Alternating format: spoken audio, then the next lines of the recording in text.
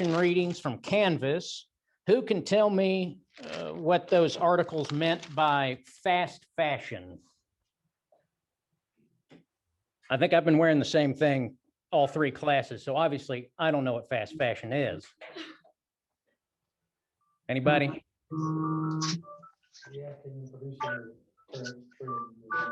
Right, the current trend. When they talk about like they change the styles, you know, by the week, right? And so that's created some problems according to these articles. What problems has fast fashion created? Mustafa, can you tell me what one of the problems fast fashions has created?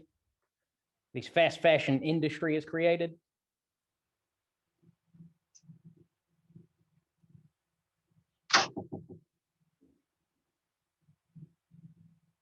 Environmental concerns, maybe? What are some, I'm sorry? Yes.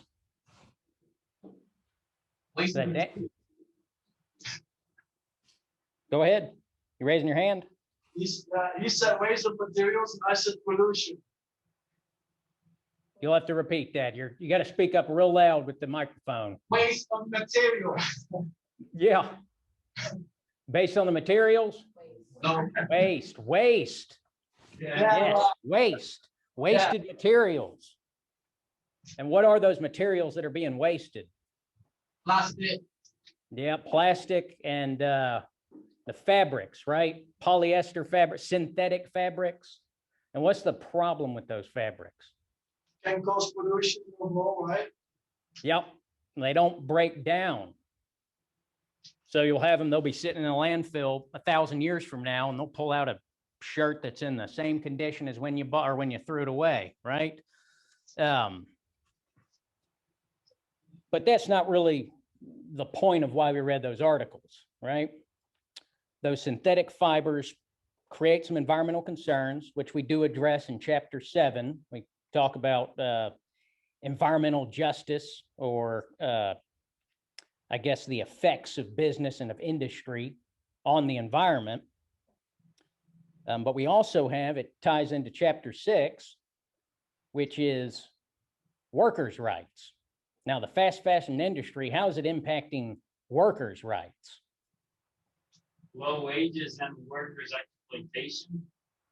Yep, you got low wages. You got, I'm sorry. Yep, bad working conditions. And you're seeing kind of the same problems. Well, they get into kind of the history of it, which is really the industrial era or the Industrial Revolution. The textile industry was one of the major drivers of it. And you see in the history of this country, for instance, in the South, you had what they called King Cotton. And that was, you know, basically you had slaves, African slaves, were working, growing cotton, and then the plantation owners were selling it off to England and New England to be woven into textiles in factories that were often, you know, the workers were often underpaid or unpaid child laborers. Now, we've addressed those issues in America and in England in terms of the workers actually here. But what do you see with the fast fashion industry is we basically just transported those problems.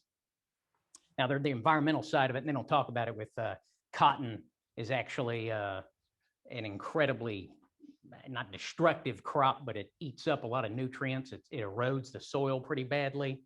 They don't really talk about that, but there was the environmental impact of the earlier part of the textile industry in the Industrial Revolution.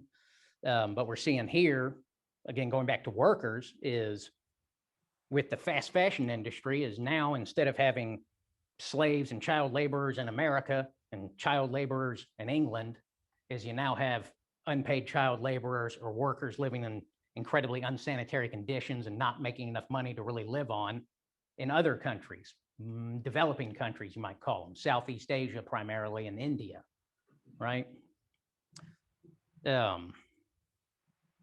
So we're seeing the same exact problem we had before, but we've just moved it. So we don't have to see it. It's not right in front of our faces. We can just go to Walmart or we can go to Gap or wherever you kids shop these days and buy your new polyester, I don't know, t-shirts. What's, I guess I don't know any examples of fast fashion, but whatever the latest trend is, go buy a new dress or something. But it's all made by child laborers, and the products themselves are environmentally destructive. And that creates some ethical concerns. Does anybody disagree? Think that fast fashion is great? I'm sorry? No? Yeah. Okay. So we see like, and I think it's a New York Times article. It's kind of interesting how this stuff is coming full circle. This Alabama Shannon into this small company that's trying to change, I guess, the fast fashion industry, where they'll just make tons of one particular style. It goes out of style. They just pitch it. But you have now they're making cotton shirts in Alabama. Just like, at least they're not doing it with slaves, and that part's good. But it is interesting how this stuff really has come full circle here. But they do talk about organic cotton, which is really impractical because cotton is, you have to use a lot of synthetic, chemical fertilizers to grow it, and it's very destructive to the soil. But I guess it's still better than polyester. It will break down. So, in the discussion post, well, I guess let's also talk about that Forbes article, the low wages, terrible conditions, polyester pollution, and more clothing produced equals more waste. So it's the same points that the New York Times article addressed.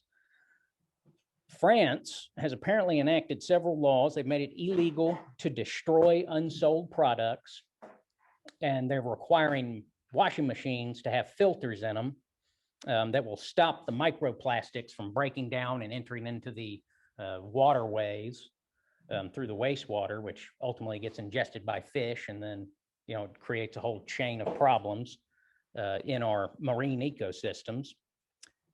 But we don't have similar laws like that in the United States. So the question is, should we? Is that something we should do?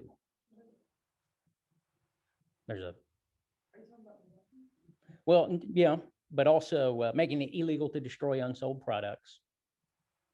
And then having a law, and not necessarily just you have to have filters in your washing machines, but similar laws where you're creating new regulations imposed upon products currently in the market to address the issues with pollution and excessive production caused by the fast fashion trends. Is that something that we should have in the United States? Mm-hmm.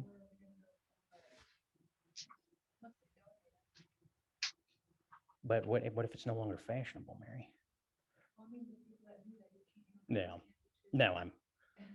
I know what you're saying. I'm just trying to make it funny. So how would the free market ethics, the free market ethics approach that we've talked about, how would it respond to proposed laws in the United States to make it illegal to destroy unsold products and to require filters on washing machines to filter out the microplastics? No, say no. That's going to cost us money, and we're here to make money, not spend money, right? What about the utilitarian approach? Now, first, what is the utilitarian approach? Yeah, what you can harm a few as long as it's it benefits the greater portion of the population, even if it harms a segment of the population. What would the utilitarian approach be to this issue or to these issues? What? Yeah, I would say, listen, it's going to cost some money. It will cost these businesses money, but it's for the greater good because it's going to address significant issues with, pollution and environmental degradation, right? So the answer is they would embark on an analysis to say cost and benefit. It essentially is. Whereas so the others will just back out. Yeah, well, you could say in a way, they're both using a cost benefit analysis, but it's a different kind of cost benefit analysis. With the free market ethics, it's strictly a business, a money cost benefit analysis. What's going to make us more money versus what's going to cost us more money. We want what makes us more money. The utilitarian, they will take a cost benefit analysis, but it's the cost is in terms of overall social benefits versus overall social costs. Does that make sense? That's the book doesn't really make that distinction, but I think it's a fair one to make there, that you are doing that analysis. It's just what kind of costs and benefits are you weighing and analyzing depending on which ethical school of thought you're employing. So does anyone, which do you all agree with? Which approach would be more appropriate? And therefore, which answer is more appropriate in terms of whether the US should enact similar laws to France?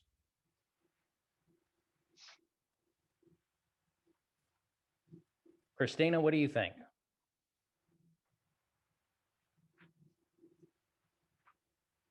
Which approach would be more appropriate? Free market ethics or utilitarian? Utilitarian. Utilitarian? And there's no right or wrong answer. It's just asking your opinion here.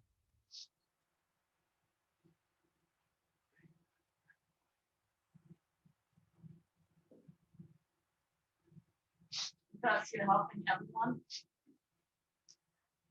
You have to speak up over there. The microphone, it's hard for me to hear you all. Hold on, I'm turning the volume up. Say it again. Because you can help everyone. That's why I choose approach.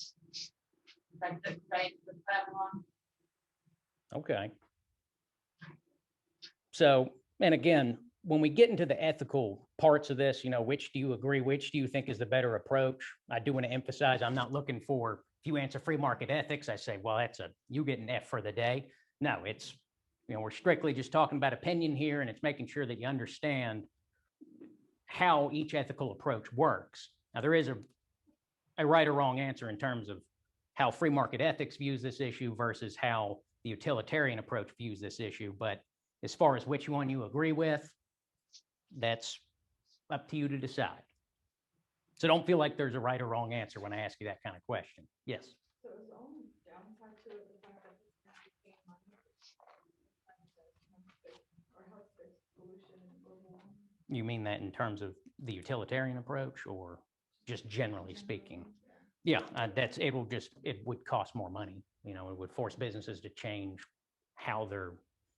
change their current business practices. And a lot of times they just don't like to do it because that means it's more work and it's going to cost them money. And, yeah, and they will pass that on to the consumers. Yeah, and make products more expensive.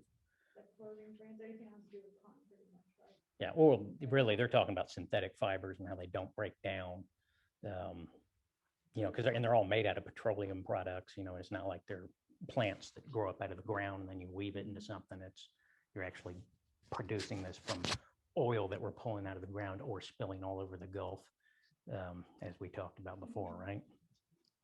So anyway, those were sort of interesting articles. I'm not a big fashion guy, but you can see how it kind of ties into the themes of these two chapters, workers' rights and environmental justice or environmental concerns, right? With that, let's just jump into chapter 6. So they start out talking about, they address a little bit, the kind of the changes that our economy is experiencing, the transition from the traditional concepts of the employer-employee relationship into the quote gig economy and the kind of independent contractors. So we've talked about that already, but here, we're talking about, they do mention that unions now only represent 11.1% of workers as of 2015, which is pretty interesting. But first case it really gets into is the Louisiana Municipal Police Employees Retirement System versus the Hershey Company. That's a mouthful. What was that case about?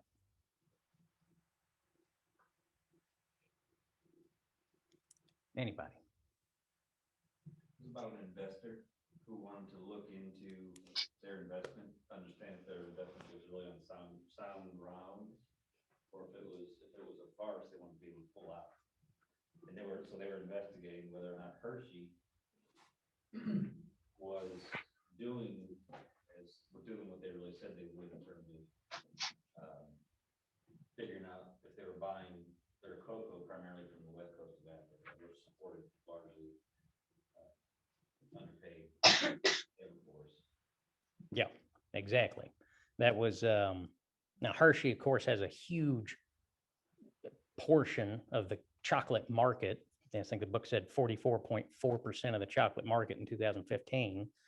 And this investor, which was actually the retirement account or the retirement managers for these Louisiana police officers, wanted to look at the corporate books and the minutes of the board of directors for Hershey to see if they were in fact, and it's not just that they were buying the cocoa from West Africa that was the problem. It's that a lot of the cocoa produced in West Africa, as you were saying, is primarily produced through unpaid, well, and 5 to 10% of the children did get some money. So it wasn't totally unpaid, but certainly underpaid and unpaid. And what they were looking at is whether the board had acted ultra vires, which is a Latin terminology meaning beyond their lawful powers. You know, a board for a corporation, often through the corporate documents, the founding documents, you know, the corporate charter, those sorts of things will establish what powers a board has, how they can act within those powers. And if they act beyond those established powers, then shareholders can bring what's called an ultra vires action. They also were looking at whether the board had breached its fiduciary duties to its shareholders. Now, who can tell me what is meant by the term fiduciary duties? Anybody? Trust. Yeah. Well, and it's not simply, you know, act on behalf of someone else, like if you just had a power of attorney for somebody. You're acting on someone else's behalf, but you are beholden to them. You have to act in a certain way on their behalf. You cannot act to benefit yourself. You know, the action has to be in the context of a corporation.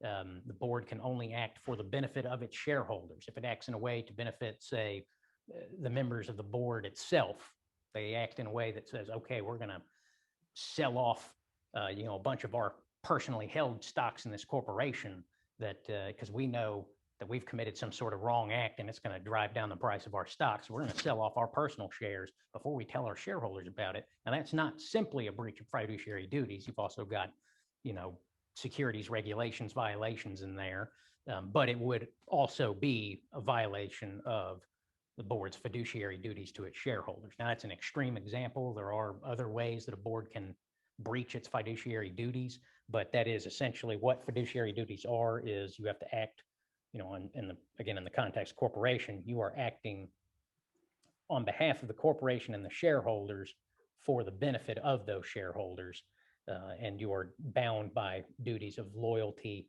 and of good faith and of fair dealing with or to your shareholders.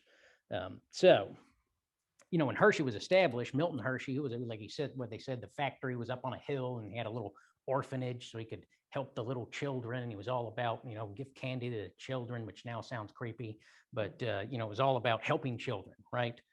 And they say, and we also want to help laborers. You know, we're here to make sure that workers have, you know, a fair and decent working environment, and they're getting paid fair wages, and that children are being helped, and we want to support the orphans. And then they're turning around and they're buying cocoa from, you know, not only underpaid or unpaid workers, but those workers are also children. You know, so it's this absolutely violates every premise of the stated corporate kind of mission, or what might you call it? Yeah, I guess their mission, kind of Hershey's, is we're here to help the children and have fair, you know, fair treatment for workers. And they were doing the exact opposite on both accounts. And they were trading on it. And that was kind of the basis of the suit, is they're saying, listen, your company that we've invested in, we're a substantial shareholder in it. Your company is trading on this commitment to the well-being of children and of fairly treated workers. And furthermore, they had signed on to this 2001 protocol that was, we're only going to buy chocolate from, that we can, it's that fair trade certified chocolate, which Hershey absolutely does not do, but the $7 bars of chocolate, they do that. But they have to charge $7 for a bar of chocolate, right? How much of that is, well, they can charge more because you feel good when you buy it versus it costs you that much more because probably growing cocoa probably is not very easy. So you probably have to pay, if you're going to pay people fair wages, you're probably gonna have to pay them a lot for it to be considered fair. But what they reference the 2011 Tulane report, 5 to 10% of the children working for pay. In Ghana, 54% of the children working on these cocoa plantations reported injuries, and that's just reported. And then they tried to counter that with what they had, that CSR report, to say, well, it's not that bad, but it was really just a public relations exercise. And the book asks us, did Hershey violate any United States laws? Of course, it's illegal in this country to engage in or to purchase goods that or have reason to know were produced through child labor, right? So the question here is, well, one, did the shareholder succeed in this lawsuit? It's like- like-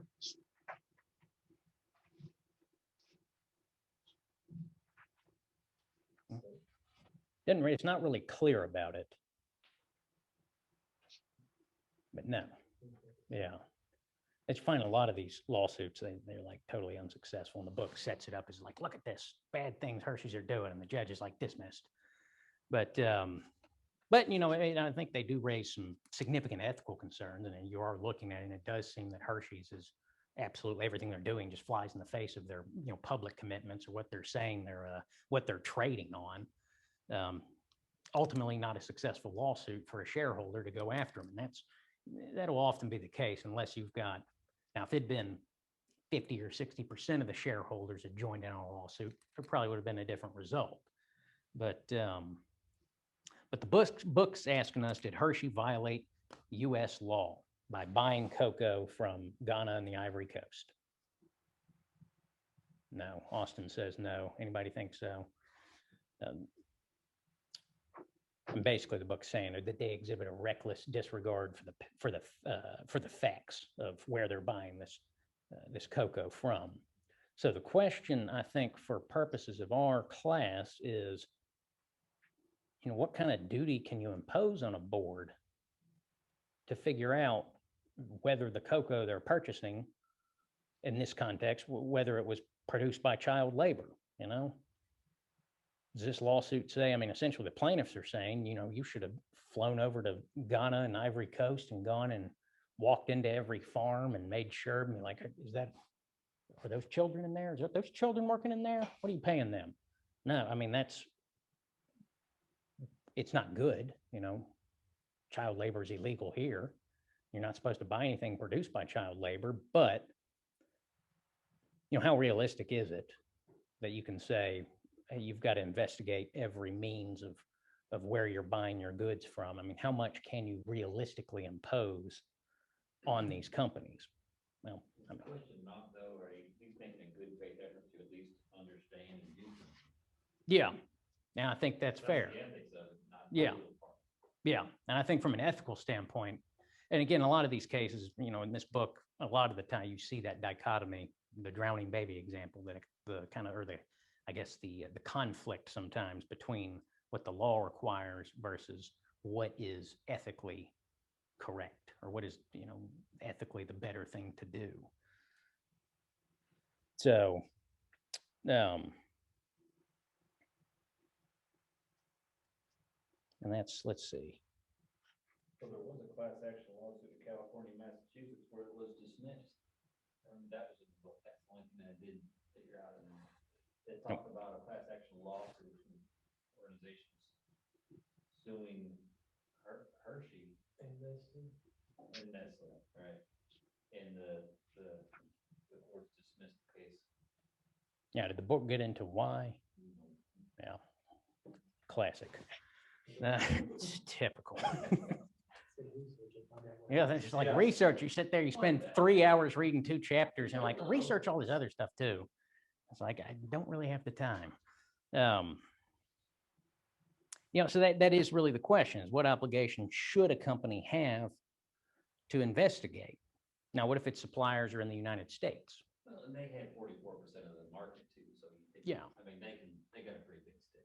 Yeah, and they got a lot of people like, hey, we don't have to buy our cocoa. We'll go buy our cocoa somewhere else. And I bet those plantations in Ghana and the Ivory Coast they'd turn things around pretty quick, right? They'd say, hold on, we fired the children, but we weren't paying them anyway. So that's a nice lead into OSHA. What does OSHA stand for? Anybody? Yes, yeah, exactly. This was a act or a law enacted in 1970. And I guess the premises behind it, they wanted it should cost an employer more to break the law than to avoid it. How has that worked out in practice? Well, for a long time, it's like you get like a $7,000 fine, We'll get into the SeaWorld case where they got fined $7,000 for a woman that was drowned by a killer whale. And we'll talk about that one quite a bit, but there, did it really cost them more to avoid breaking the law? No. So what OSHA does is it imposes a general duty to maintain a work environment that's free, from recognized hazards causing or likely to cause death or serious physical harm to employees. And anybody Allman Brothers fans? Anybody? Not one nodding head here. I'm showing our age here, Don. Anybody heard of the Allman Brothers? Yeah, that's what's crazy is Dwayne Allman. What was it, like 71? And the bass player, he would die in a motorcycle accident, some intersection. And the bass player 2 years later dies in a motorcycle accident, at like the same intersection. And they never learn. But in 2014, they were making a movie, Midnight Rider, and it was the story of Greg Allman and a woman. They were filming on this railroad track, and they tried to get permission from CSX. Hey, we want to film our, this movie on this railroad track, and they were like, no, that's dangerous. No. I said, well, we're going to do it anyway. And what happened? Well, one of their producers or directors got run over and killed by a train. 7 others got seriously injured, and OSHA penalized them $74,900, which seems like a pretty small amount of money for someone getting run over by a train when they were told you cannot film on this railroad track, and they went and did it anyway. Movie never came out. We're never going to get to see the movie because these producers decided they would just, film it on the railroad tracks, even though a train's coming. They're on like a bridge too. It's not like you could have jumped off the tracks, you would have jumped off the bridge. So that was an instance where maybe, OSHA is a good thing to have. You've got some employers that are really not too bright. And the book talks about the Texas West Fertilizer Company in Texas. And you all might remember this was in the news. Some of you all might remember this. Fertilizer plant exploded, killed 15 people, blew up a middle school, blew up a nursing home. I don't know how only 15 people died. And led to an executive order from the Obama administration, the Improving Chemical Facility Safety and Security order, not an act. But, you see things like that. And first off, chemical fertilizers will have high levels of nitrogen in them, which is the primary ingredient in TNT. So they basically are already bombs. So there is a question of, there's only so many precautions you can take to avoid certain kinds of harm. We have to have fertilizer. You're not going to be able to grow plants. These farms aren't going to be able to operate without these kind of fertilizers. Making the fertilizers inherently means you're going to have to make these, it's like 46% nitrogen. You're basically making bombs. So you got to be extra careful. And they weren't in this case. And the book is asking us, should we increase fines for OSHA violations. And I think this, they had this guy Michaels he testified at Congress, and at the time, that's where you saw it was $7,000 fine if someone died, 7,000 bucks.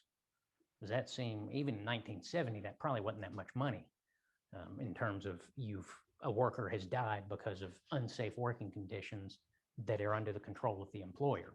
Now, again, there's the question of how much, you've got to weigh what is realistic in terms of cost and in terms of, just the inherent dangers of particular fields. But they have increased fines now. It's up to like $125,000 if somebody dies, which is better, I suppose. But what about criminal liability? Should employers face criminal liability for workers being killed or seriously injured? And if so, under what circumstances? I think yes, because he literally said yes, no need to read. Now, what if should it only be in the context of OSHA has already established guidelines or regulations upon a particular industry? And if they violate those established regulations, there should be criminal liability? Even if they're not written down, then technically. It's not there, It's not written down, then they break the laws, broke ethical laws. okay? So there any context you all can think of where there should be criminal liability imposed? Because you remember OSHA is just this one government agency. They only have so many employers. Can they write down an extensive, exhaustive list of regulations for every particular industry? Yeah, I think, yeah. Negligence, right? Or if you're aware of the issue and Yeah. taking action to address it, then yeah. You think there should be criminal liability there?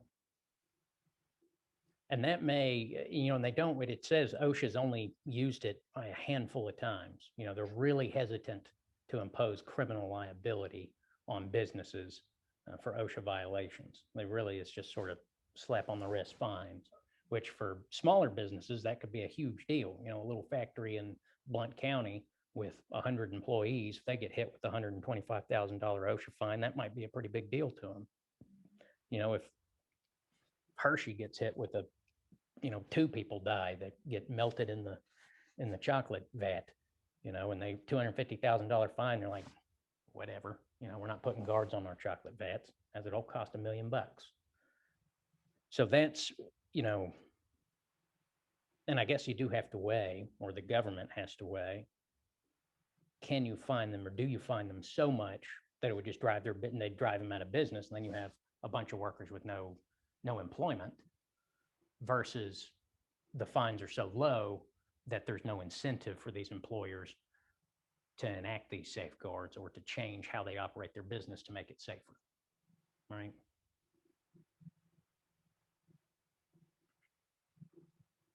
Is there a better mechanism for improving workplace safety other than fines and the very unlikely, potential for criminal liability? Is there a better way? You say yes, Don? Yeah, just to create a culture of safety and concern for the employees and product. I mean, it's that way today. Some employers will not tolerate OSHA findings. Safety is paramount. Others will readily pay the fines and move through. Yeah. So it's really a corporate culture issue. Yeah, and that is true. You've definitely, corporate culture can have a huge impact in how basically the employers treat workplace safety. And if it's something that you have some employers that take the free market ethics approach, and they're like, listen, we'll just, until we get caught, who cares? And then if we get a little fine from OSHA, well, whatever. We've been saving up for it. We got our $1 million OSHA fund for paying fines. So it does come down to corporate culture, but that really does leave it to the individual businesses, right? So it's kind of it's not a universal approach to workplace safety. We're going to leave it to these businesses to decide how they're going to manage workplace safety, make safety paramount not all businesses are going to do that. So there's always that balance between the government trying to maintain as much safety as possible without interfering with the business's abilities, different businesses' abilities to engage, in the economy and in, I guess, the economical aspect of society as freely as possible. So there's no necessarily right answer there, but I think right now, can people get charged with criminal? they can. But again, it is very rare that it happens. OSHA seems very hesitant to basically to slap anybody with criminal liability, because that would be only in the most egregious cases, because that has a pretty chilling effect on a lot of businesses. We already have obviously huge problems with a lot of companies and manufacturers moving everything overseas, because they're like, hey, not only is it cheaper, but they don't have any workplace regulations in these other countries, and we can just have dilapidated factories that catch on fire, and we're just like, whatever, slap a new one together out of pallets and get back to making us polyester t-shirts, right? You were going to say something, Don? Well, there was something that I just need a little clarification on. So in 2015, there was a kind of a movement, I suppose, or it was somewhat recently, where they started to go after corporate executives who were liable for certain deaths. Yeah. Like, as you said, the most egregious of cases. And so is that continued since the book was written? And tell you what the trend is currently. Has that continued, or is that really not pushed any longer? Not that I'm aware of, and obviously it has a lot to do with which party's in control, right? So Republican administrations typically tend to be far more business friendly, and that trickles down to the governmental agencies. Obviously whoever is president gets the power of appointment for a lot of government agencies, and that will then dictate how those agencies will respond to different issues within the business world. So in the context of OSHA, I don't know. I've not researched it, but likely it was not nearly as significant over the past 4 years. That's probably going to change. We're going to go back to, the more aggressive Democrat approach of we're fighting on the government's going to be on the side of the worker and not on the side of the business. And of course, that's that push and pull of you get more businesses leaving because it's cheaper and easier for them to go to countries that don't have the same workplace regulations and where they don't have to pay as high a wage, especially if there's going to be a minimum wage of $15, right? And there's just apparently no middle ground in American politics, which is unfortunate. But let's talk about the SeaWorld case. And I already alluded to it. What happened in the SeaWorld case?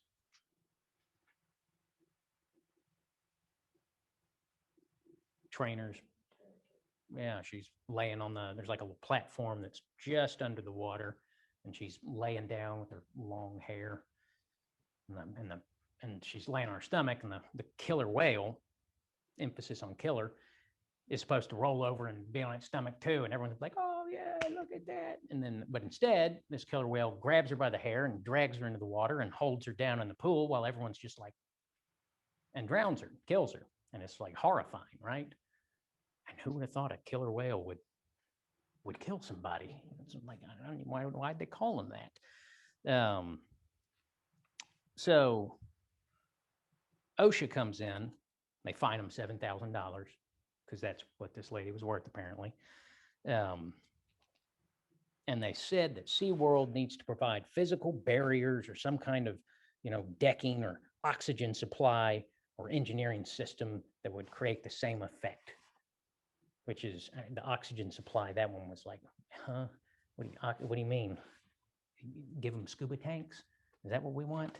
And that case talks about the general duty, Austin, that you were referring to, that OSHA, or I guess the Occupational Safety and Health Act, OSHA, the A is for administration. Here they call it the OSHA Act, Section 5A1, which requires the employer to furnish a place of employment free from recognized hazards that are causing or likely to cause death or serious physical harm to employees. And there's a 4-element test. There's 4 elements they have to show to prove that there is a violation of that general duty to provide, a safe or hazard-free or as hazard-free as possible work environment, which are the activity or the condition in the workplace presented a hazard to an employee. 2, the employer or the industry recognize the condition or activity as a hazard. 3, the hazard was likely to or did cause death or serious physical harm. And 4, there were feasible means to eliminate or materially reduce the hazard. There was a way for them to make it less dangerous. So here, this whale, Tilikum was his name. He had already killed a trainer in 1991 in Vancouver. Like this whale was already a established psychopath, and they put him in there anyway, and they had trainers in there anyway. So SeaWorld tries to argue, listen, you can't just have a one-size-fits-all rule. All whales, behave differently. They're called killer whales. And my whole thing is like, they're called killer whales, man, come on. But they say, all whales, they behave differently. OSHA investigates, and turns out like the vast majority of the killer whales had all, bitten somebody or tried to kill somebody or, done something terrible. And so, what they had said with Tilikum is they were only going to do dry work, which meant, you could only, the trainers would only be, they wouldn't be in the water with the whale, which would be insane. Like, who would agree to do this? And, but the secretary of the Department of Labor, he came in there and argued, no, the killer whales pose a hazard in spite of all these safety precautions that SeaWorld had taken. They said, you only do dry work with this killer whale. And if he starts to act aggressive, you back off. And he has triggers, and looks like he's getting mean. Let's take a step back. Get him more fish. Run. Just drop the fish. Get out of there. But the secretary says, and the majority held, and that was, which court was that? Did they tell you? Anybody see what court it was? Was it Court of Appeal? Was it the Federal Circuit? Or, and I'm asking, I don't remember. It just says Court of Appeals. Okay, so it's the DC Court of Appeals. So the majority agrees with the secretary in that case. They said, look, this was clearly, there was a hazard. These killer whales posed a hazard. The employer knew it, as particularly in the case of Tilikum, he'd already killed somebody. And that hazard did cause death of one of their employees. And then really the question came down to number 4, the feasible means of doing something to prevent it. I mean, short of just letting the whale go or just having him in a tank for people to look at without having a trainer. I mean, what else could they really realistically do? The whole concept of SeaWorld is to have people interacting with these experienced trainers, interacting with the whales and riding around on the whales. And that's the whole point, right?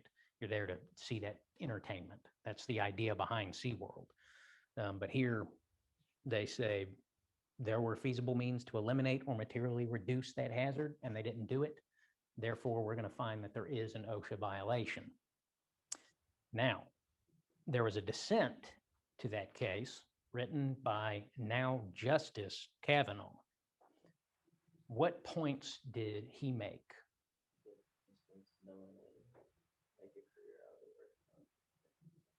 Yeah, exactly. And he made several, analogies, comparisons. Yes, he does. There's like a NFL, sports cars. Let's see, what did he compared it to a lot of things, like ice hockey, tiger taming. Yeah, you see like Tiger King. Did y'all see that Tiger King last year or whatever? Yeah, it's just like big cats. If you got house cats, I don't know why anyone would have a tiger. If you've had a house cat, it's like, yeah, like one is like, I had a tiger bit my arm off. Love the tigers. They're not upset. OSHA's like, this is unacceptable. And they're like, no, it's great. But yeah, but these people are making their own decisions. And it comes down to that, well, not comes down to, but it brings up that question of kind of freedom versus, excessive government regulation. And I think that was Kavanaugh's point, was who decides the risk is too great, that we're not going to allow people to do this? Yes. So let's say I was owner of SeaWorld, I can make a contract for the trainers to sign, hey, you could die, whatever, if they signed it. Are they still liable to OSHA? Potentially, yeah. And if my daughter was the one that died, God forbid, am I supposed to? If you're the owner, are you still the owner of SeaWorld and No, your I'm daughter? not a parent. Okay, you're the parent of the trainer? Yes. It would depend. So in the context of what you're talking about, where they say, okay, we're going to have what you would call that, it would be termed like a release of liability is probably how they would term it, which is to say this is an inherently dangerous activity. You acknowledge the risks, include serious physical harm or death. You're working with killer whales. It's in the name. They might kill you, that you look a little bit like a seal and they might eat you. Then you can't sue us if you die or if you get seriously hurt. That would certainly preclude any civil actions by the trainer if she survived, or by the trainer's family against SeaWorld, because that essentially, unless SeaWorld did something intentionally, they like threw her in there while he was all worked up. Yeah, that would be pretty sick, right? You could definitely get hit with that. You could get criminal liability too, but generally in terms of negligence, that would preclude any civil suits by the trainer or her family. You can't contract away OSHA. That's, if you could do that, every employer would be, the bumblebee tuna people. They're like, you might get trapped in the oven and cooked alive with the tuna, but that's fine, and you're not going to sue us. And your family's not going to sue us. No, OSHA is still going to say, because the purpose behind OSHA is the government is going to enforce certain standards of safety within businesses, or just in businesses generally. That takes different forms depending on, the nature of the industry. But no, you cannot contract away OSHA liability. So let's say that she did sign a contract, right? Would that fall under number? Not in the context of OSHA. So again, that's more in the context of civil liability, not from the government, but from private individuals and private companies. In OSHA, they don't care if you recognized it, and they would help OSHA.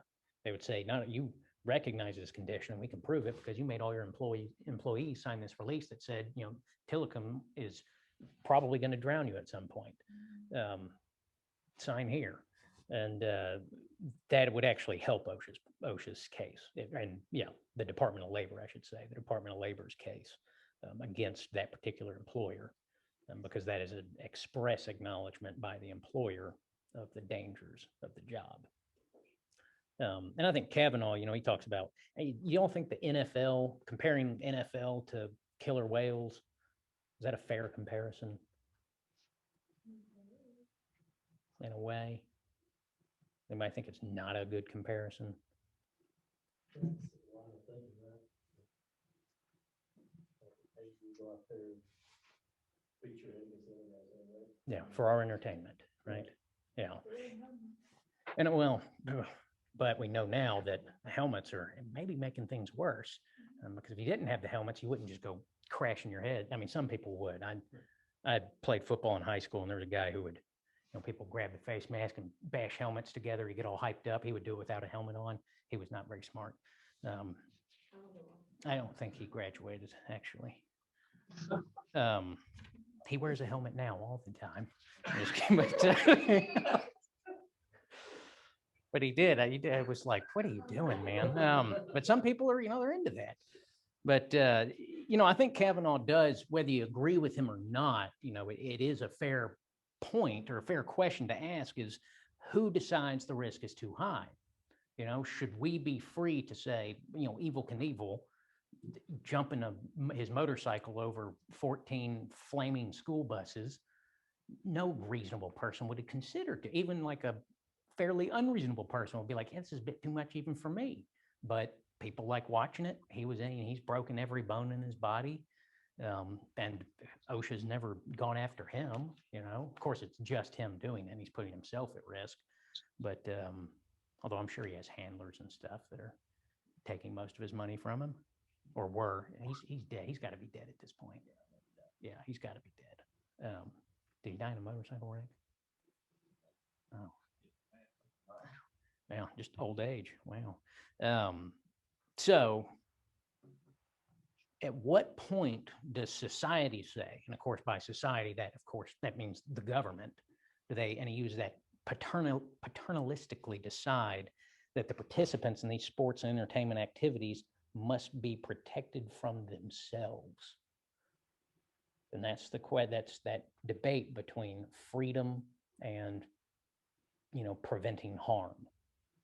Where does the, where is that balancing? Where do the scales fall there? So until we really make an answer about who decides, it's the government deciding. Yeah, well, no, but in terms of, yeah, it is, the government is setting those boundaries. And you see through these cases, like with SeaWorld, they say, NFV, they have specific carve outs for, like the NFL, NASCAR, they get specific carve outs. And what this tells you really is that SeaWorld's lobbyists aren't as good as the NFL's lobbyists and NASCAR's lobbyists. But it's things like Russian roulette. If there was a Russian roulette league, they'd be like, no, this is we're not going to allow this. This is gross and too bad. This is awful, because there are people like definitely going to die, right? But where do you draw that line? If people want to work with dangerous animals, and Tiger King, and OSHA's not stopping, or are they? Did OSHA come up in that Tiger King day? Did anybody watch that carefully? I don't think it should. Yeah, I don't think they never came up. And hell, they're killing people, Carol's throwing her husband out of an airplane, where they think she might have fed him to the tigers. She definitely killed that guy. But where do you draw that line? And why does Tiger King get off free, except for, all the illegal stuff he was doing that was not OSHA violations because your workplace is too dangerous. It was other things that he got arrested for. But why are they picking on SeaWorld? Do you think it's because if you're working under somebody, then that's when you have to agree with all rules? But if you're your own person deciding to do whatever, like, you have freedom to do whatever you want. So it's not as strict on you. So it's like that. Yeah, Evel Knievel. Yeah. Yeah. He's on his own. People were working for him, like, I guess. And the people that his own employees. Yeah. And then I think there's something to be said for that. But then the NFL, those guys are all employees, right? And well-paid employees. SeaWorld, I bet they're not making, those trainers aren't making even $1 million, let alone whatever it is they pay football players now. How would you pay the job they get? And a lot of people are lined up. Yeah. Wanting to take that risk, right? Yeah. And there are people who stake their entire, futures on the chance to maybe play in the NFL. And if it doesn't work out, a lot of them, end up not really having a backup plan. Oh, SeaWorld. Oh, okay. Yeah. Really? Are people lining up to do that? Almost guaranteed. I've been fishing, looked over and seen a 9-foot bull shark and step back and don't fall in the water. And people just want to swim with these things. That's crazy. You don't watch National Geographic, see what these killer whales can do. It's nuts. Yeah, well, that's for science though. That's okay. It's different. They're not just doing it for our entertainment. So Kavanaugh, to go back to his dissent, he said that the majority's opinion was triply flawed, finding that there was a OSHA violation, that SeaWorld had violated the Occupational Safety and Hazard or Health Act.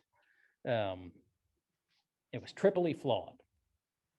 You might remember the 3 reasons he gave for it being flawed. He said the majority decision departed from longstanding administrative precedent governing the extent of the Department of Labor's authority. He didn't really explain that, but essentially what he's saying is, administrative case law prior had acknowledged that there were limits placed, by the acts of Congress. The Department of Labor can only have as much authority as Congress grants to it. And he's saying that this has gone beyond the extent of their recognized authority. He doesn't explain that very much, and I didn't do the additional research on that to give you too much of the history of it. But he said that the majority decision, or the Department of Labor's decision, arbitrarily distinguished between the close contact between trainers in Wales and SeaWorld with contact between players in the NFL or cars in NASCAR, which again, those are the ones that are both exempt from regulations.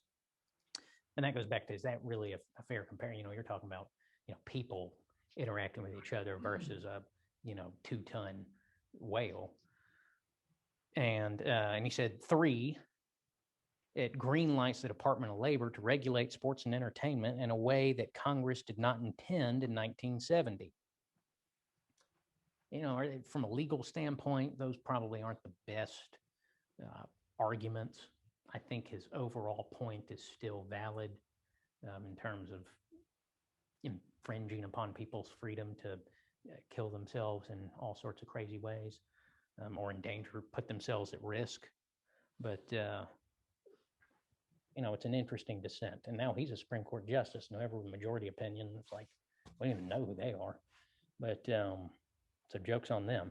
But the book talks about the ethics of interacting with whales. And that's really the difference, I think, the key difference between his NFL and NASCAR Kavanaugh's NFL and NASCAR comparison. How ethical is it to be interacting with these whales?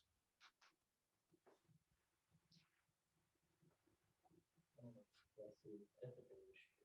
You don't think there's an ethical issue? No, I mean, marine biologists who spend their entire career studying and wanting to work with animals. No. In school for it, you've done all this stuff for it. Now, the marine biologists are doing it out in the wild, aren't they?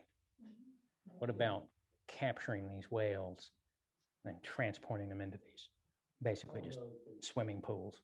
Is it like a rehabilitation type thing, right? The SeaWorld wants to champion league back up or working to league?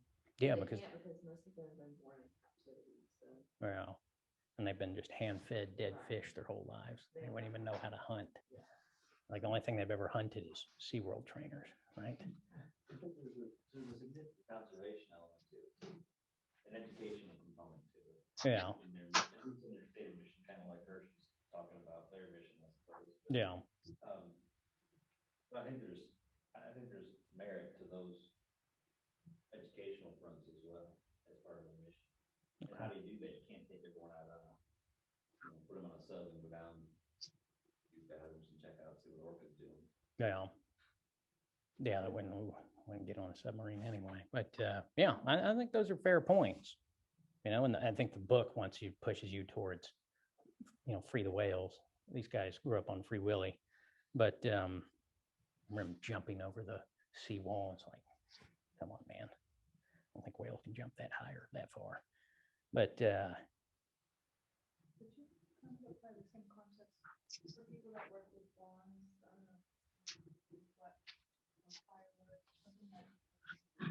yeah, well, there's actually no guy who does bomb cleanup in old, like where they used to do bomb testing or old firing ranges for the military. In that context, it's kind of like a necessary service. That's a necessary evil. And of course, he does it in independent contractors. He kind of on his own. And it's like, yeah, you better have some good safety measures in place, or otherwise you're going to get blown to bits. But these are big bombs. This would be, they'd be finding fingers all over the place. I think that would really depend, though. If you've got a business like, I'm going to employ people to go clean up bombs or to work with bombs, yeah, you need to have some pretty extensive safety measures in place. But again, I don't want to get too hippity dippity here, but how necessary are bombs? Well, we got to have bombs, right? Somebody's got to build them. Somebody's got to clean up the old bombs. With whales, how necessary is it? Well, again, you get the educational components of it, you get the entertainment side of it. So it's a little bit different, but it's at the same time, it's analogous there. Do you think the ethics part of this SeaWorld is the fact that they're taking it? Yeah, I think that's an argument that the people who are opposed to it, what that CNN had blackfish or whatever, and you're like, fake news, they're not fish. Come on, man.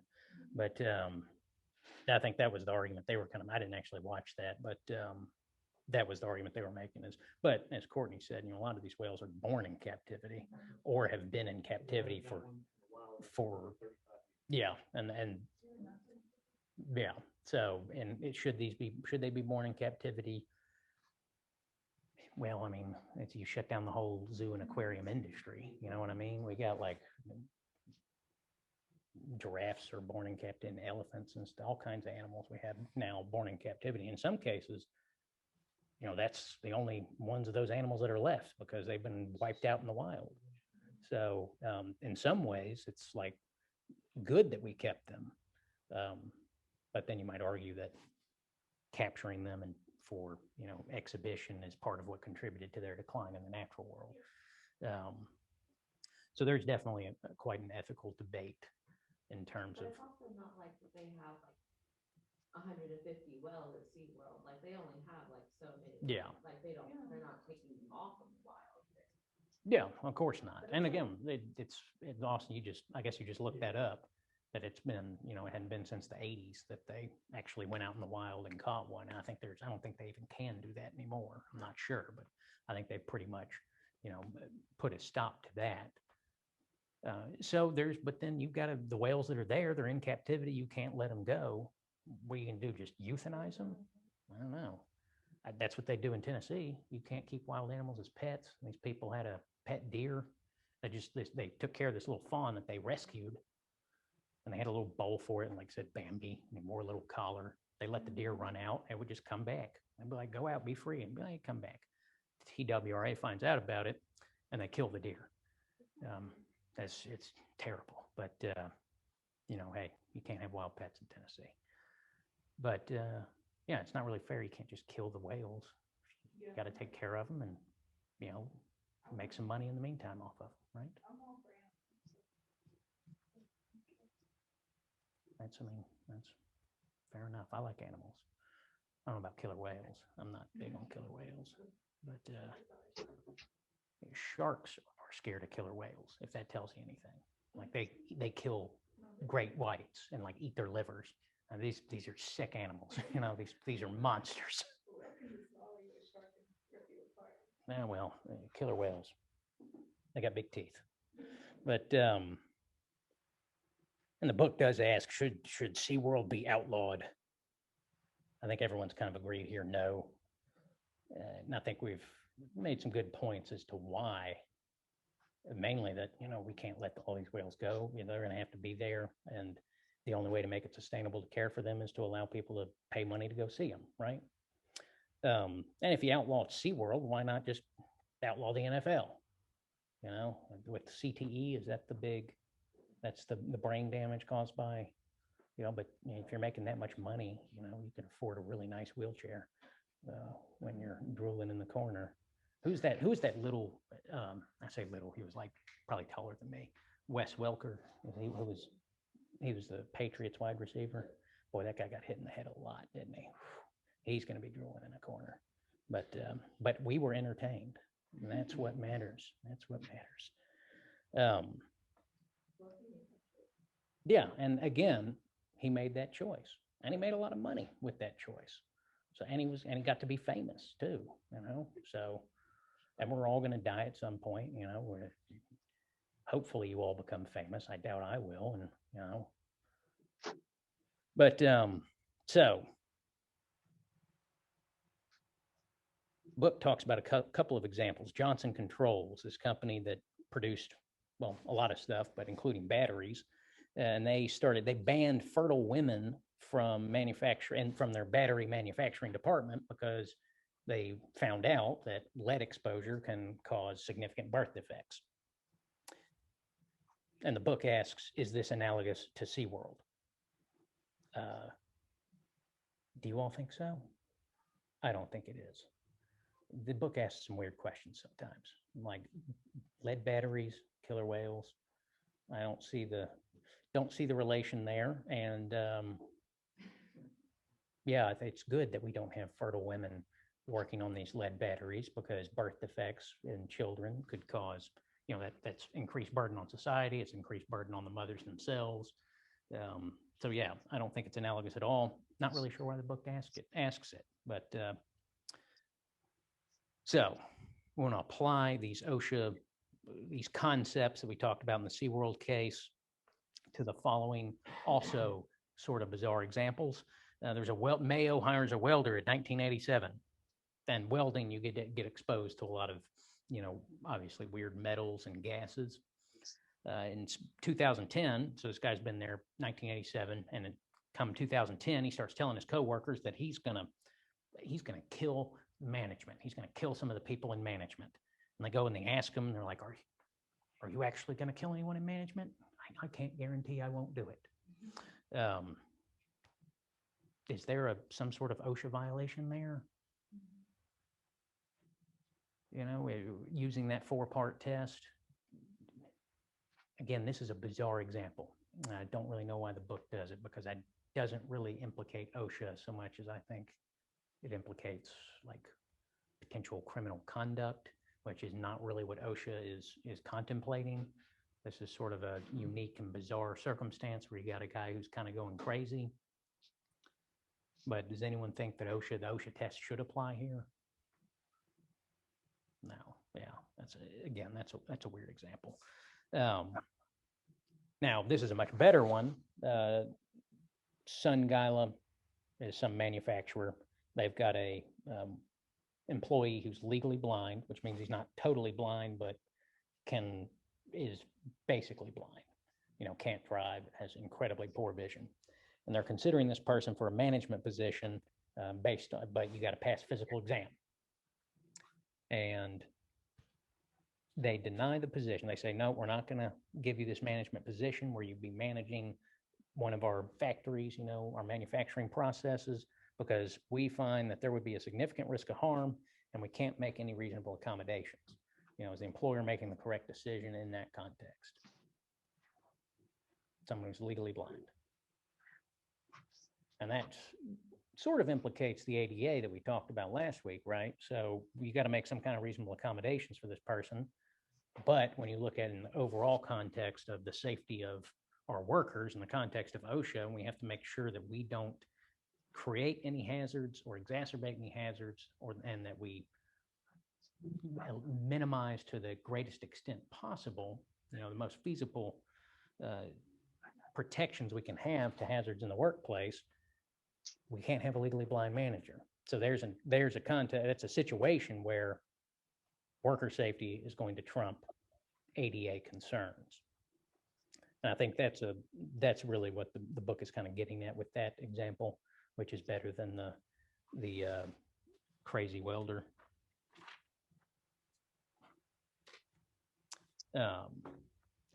And there's that Henry Shue article, talks about exporting hazards. I kind of addressed that at the beginning of class.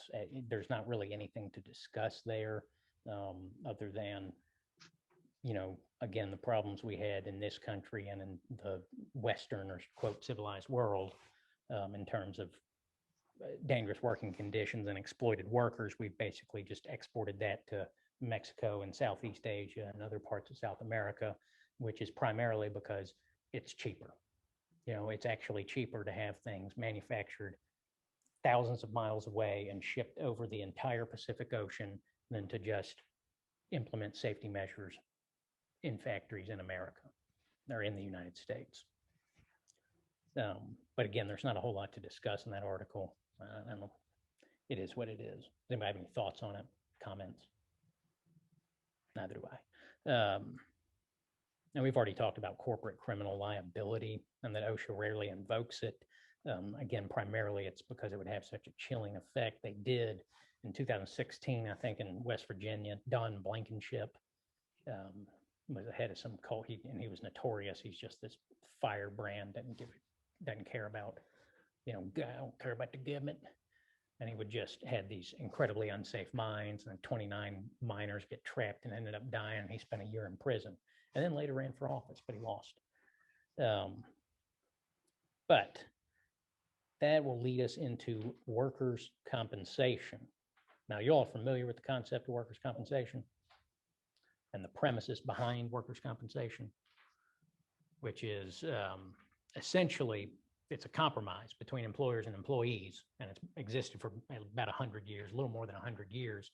And it says, okay, recognizing that people often will get hurt at work or because of work, we're going to take out from the common law negligence scheme the employer-employee relationship. So negligence, now you all know what negligence is, car wrecks, you know, someone, you have a duty not to run into somebody when you're driving on the road, you wreck into somebody else because you ran a red light, you've breached that duty, they're injured as a result, they can sue you to recover their damages. Well, in the context of the employer-employee relationship, what the workers' compensation scheme does is it takes away the ability of the employee to sue the employer and in exchange for negligence. And so that protects the employer from juries potentially awarding huge damage awards because some, shystery plaintiff's lawyer got up there and got them all worked up about how terrible this employer was. And they're like, $1 million. Can't do that anymore. In exchange, the employee is guaranteed their medical bills paid and compensation for the time they've lost and for the permanent, whatever permanent disabilities they suffer to their body as a result of the injury. It's a no-fault scheme. That's the same in all 50 states, that meaning that they don't consider, whether the employer was actually negligent or not. They just say, if you're injured at work, you file a workers' compensation claim, you're going to get your medical treatment paid for by the employer or preferably the employer's insurance provider. And you're going to get a set, a calculation of wages. Now, again, so it's a limited recovery, but it's a no-fault recovery, and it's an exclusive recovery system. You can't say, I'm not going to do workers' comp, I'm just going to sue you for negligence, I might get more money. Can't do it. You are limited only to workers' compensation as an injured employee.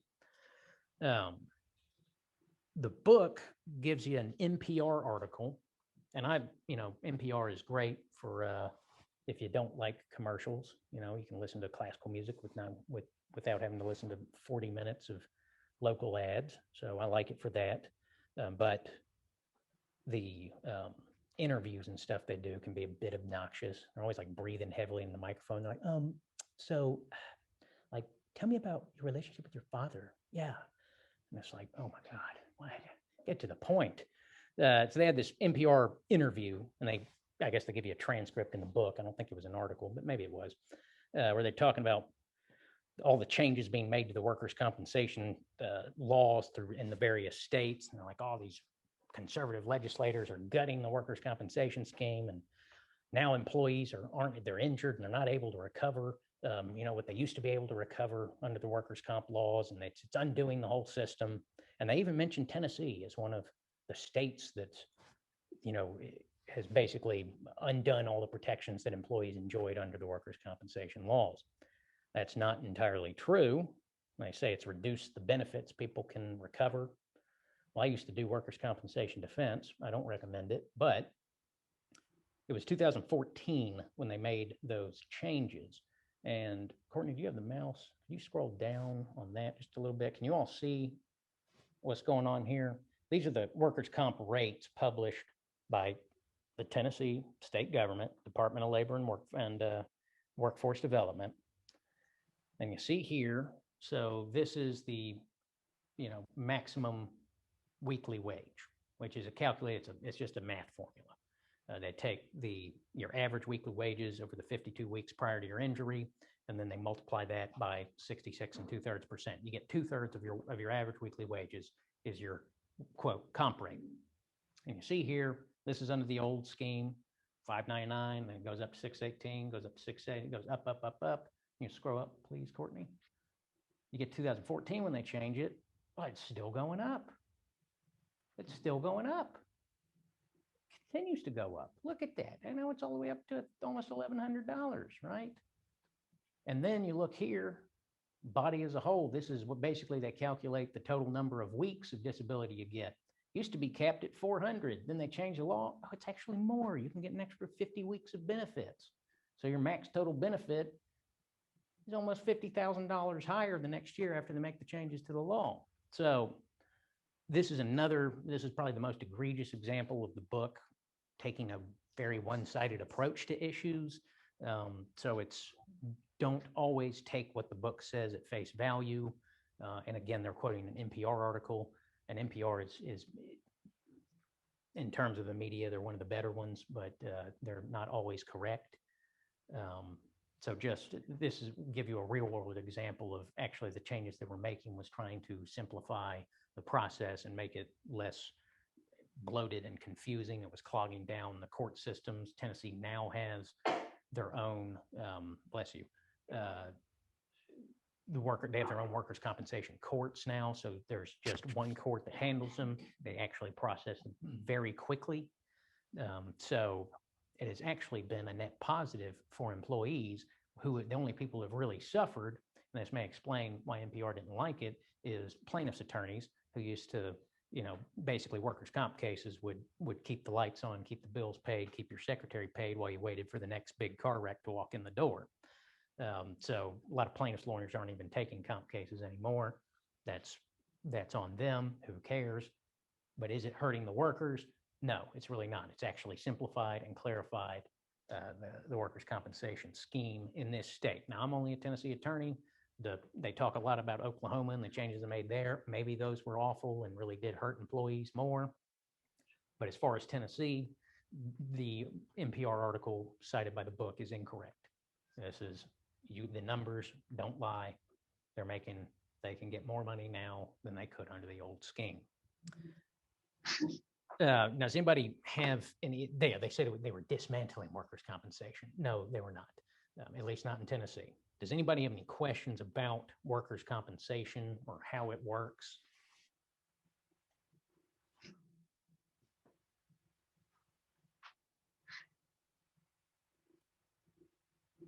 No. So I guess how do you determine like a minimum number of time you have to miss for workers' comp kicking? No. It is just strictly if you are injured. You don't even have to be out. You don't even have to be out. If you are injured at work or because of work, you're going to get, now if you don't miss any time, you're not going to have, you're not getting compensation for missed work, but you will get your medical benefits all paid for. You don't have to, not a dime comes out of the employee's pocket for medical treatment. And you will still get a compensation award, even if you're still working, and essentially the doctor determines how, now, if you don't even miss a day of work, you're likely not going to have much impairment. The doctors make these decisions, and it's based on the AMA guideline to, it's basically a big book that goes through every conceivable type of injury to every part of the body. And you calculate what is the percentage of impairment to your body as a whole. So if you get a finger chopped off, that might be you're 8% impaired. And it's just a mathematical formula where you take your comp rate times the impairment to your body as a whole times the 450 weeks, and that gets you a number. And it's very simple. It's just a math formula, and all you need is what impairment rating the doctor gives you for your injury. It's not determined by time missed from work. Now, that will factor into it in terms of what benefits you do get. You'll get additional benefits for, time missed from work, but it is not, it kicks in. If you're injured at work, you're covered by workers' comp. Where you run into issues is you get these smaller employers that, cheap out on paying for workers' comp insurance, which is very stupid. Now, you all are probably going to be in the situation where you're running your own business or you're in some sort of managerial position within a business. Always have workers' comp insurance. Always, because if you don't, you or your employer, that you're a manager for, will be on the hook for all of those medical benefits and for all the workers' compensation benefits. And I represented a guy who did not have workers' comp insurance, did the best we could. He was screwed. He stopped paying me. I got out of the case, and he's still screwed. And they're just chasing him all over the place, taking every bit of money that he's got. So big lesson here for you all in terms of real world application. Get the workers' comp insurance. Don't try to cheap out on that. Any other questions about workers' comp, how it works, why it works? No? Okay. Let's see. Now, what about the Doe 1 versus Walmart case? Anybody remember that one?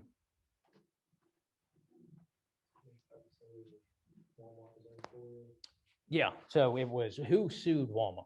Who was this Doe one? Yeah, they were informed employees of manufacturers that sold goods to Walmart. They would manufacture the, hell, that could be anything. You can buy all kinds of stuff at Walmart, right? But these were manufacturers making goods that they were selling specifically to Walmart, or in some of these cases, the case isn't clear if they were exclusively manufacturers for Walmart, but they were not, it was not Walmart that owned these factories. Walmart had a contract with them that said, we reserve the right, first we're going to establish these guidelines, and this is in, I think, 92 or something like that. It's actually a fairly old case, but Walmart establishes these guidelines, these contracts with their manufacturers. In this contract, they said, you're going to abide by our, worker safety guidelines or workplace guidelines, however they termed it. They basically said, don't, pay them a fair wage and don't mistreat them and don't make them overwork. And they reserve the right to come inspect these factories, these manufacturers, and we reserve the right to come out and inspect what you're doing. And if we find that you're violating our guidelines, we can pull out of this contract and we don't have to pay you a dime and we're done, right? So the workers for these manufacturers, these overseas manufacturers, sued Walmart and they said, these factories, they were not abiding by the guidelines that you all had set forth for how our workers should be treated. And therefore, Walmart has to pay us money. Walmart has breached this contract by not coming and inspecting and by not making sure that these manufacturers were abiding by the guidelines set by Walmart. And they had 4 theories of recovery. Does anybody remember what they are or what they were? So they had one, they argued that they, meaning the employees of these overseas manufacturers, were third-party beneficiaries to Walmart's contracts with these overseas manufacturers. Now, does anybody know what is meant by third-party beneficiary? It's a theory in contract law where if a contract between 2 parties is intended for the benefit of another, person or business, a third party, and again, the concept or the intention behind the contract was that it would benefit that third party. That third party, even though it's not a signatory to the contract, didn't enter into the contract, is entitled to sue for breach of contract because they were an intended beneficiary and there was some sort of breach where they didn't get the benefits that were intended by the contract. Did the court accept that argument or reject it? Yeah. The court rejected that argument. They said that Walmart did not adopt a duty to inspect these factories or these manufacturers to make sure they were abiding by, the guidelines they had set for workers' conditions. There was no promise to monitor what the manufacturers are doing. They reserved the right to inspect, but they didn't impose a duty upon themselves. They didn't undertake a duty to do so. So this is not a great comparison, but could it go back to what we, when we first, even though it wasn't technically our first class, but the first thing we talked about where, that no duty to rescue, right? But if you undertake a duty to rescue and you do so negligently, then you can be liable. But if you just let the baby drown in the puddle, you reserve the right to save him. But if you don't do it, no harm, no foul, or not really no harm, no foul, but you didn't undertake a duty, you don't have any liability. That's sort of analogous here, which is they reserve the right to inspect. They could go do it, but they didn't undertake any duty to do it. They were not required to do it. Therefore, the workers were not an intended beneficiary of this contract. It's sort of it's an interesting analysis there. I don't know if I agree with the conclusion the court came to, but the analysis on it was sort of iffy. So are you suggesting then, or is the court suggesting that had Walmart executed its right to go inspect 1 or 2, then that would open them up to liabilities throughout those agreements? I think they did inspection, so, right? Pretty sure. Yeah. It's like only 8% for some amounts.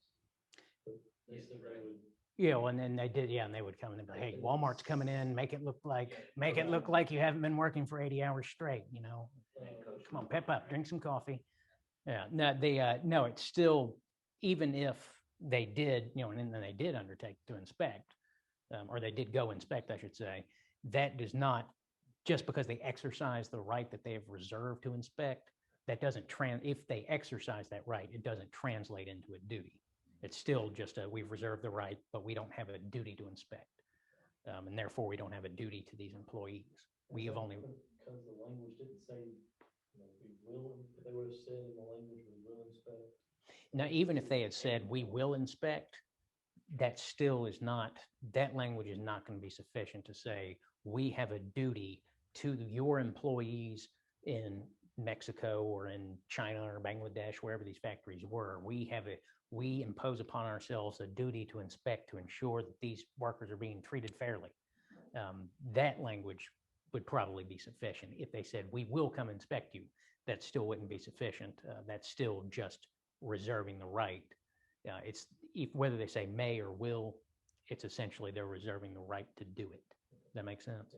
Okay. So the second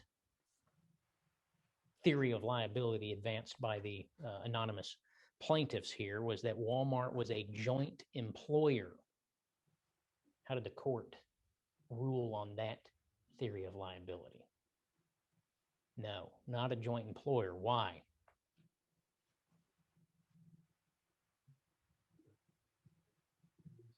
Yeah, so that goes back to, we talked a little bit about the difference between, again, this is not exactly on point analogy, but determining between independent contractor and an employee is the right to direct day-to-day operations, right?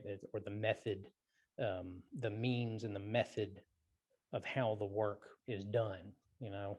That's going to be a significant factor in determining whether someone is an employer, or in this case, a joint employer. If they said you're going to run your factories, you know, your workers are going to come in at 8 and they're going to leave at 6. They're going to take their breaks at 1 o'clock, and well, it's Walmart. They'll get one break at 1 o'clock for 10 minutes, and you'll pay them $7 an hour. Then they probably would have had, you know, a viable cause of action based on Walmart being a joint employer.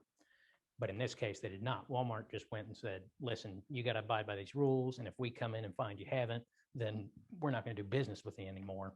That's different from saying, here's how you're going to manage day-to-day operations with your employees. Here's how you're going to treat them, you know, explicitly. We control it. We're going to monitor this every day. That's very different from abide by this. We'll come inspect. And if we don't like what you're doing, you know, we get out of the contract without any penalties. So the court rejected that one as well. The third theory was negligence. Now we just talked about kind of the traditional common law negligence claim. What did the court find here? Was Walmart negligent in failing to monitor what these manufacturers were doing or failing to inspect? No, because there is no common law duty to monitor in this context. You don't have, just because you know, you use a manufacturer to purchase goods, that doesn't impose upon you a duty to go monitor what that manufacturer is doing. You are not the one, in this case, you being Walmart, is not the one that is responsible for, you know, how these manufacturers run their operations. Therefore, there is no negligence. Because if you don't have a duty, there is no negligence. That's the first step, is you have to establish that there was a duty. The car wreck case is when you're behind the wheel, you have a duty to operate your vehicle in a safe and reasonable manner at all times. And if you don't, you're looking at your phone, texting, which is what a lot of car wrecks are caused by these days. Would be driving down the interstate and you see people reading about Tiger King or whatever. It freaks me out. I don't like seeing people on their phones driving, and then I do it. But in that context, you do have a duty. There's an established duty, statutory duty, and a common law duty that you operate your vehicle safely. And if you hit somebody, a pedestrian or another vehicle, you've breached that duty. Here, there is no duty because Walmart is simply a contractual buyer of the goods manufactured by these factories, right? So if there's no duty, there is no negligence. So court says that theory is no good as well. We're throwing it out. Now, what was the fourth one? The fourth theory of liability here. Yeah, unjust enrichment. Now, what is meant by unjust enrichment?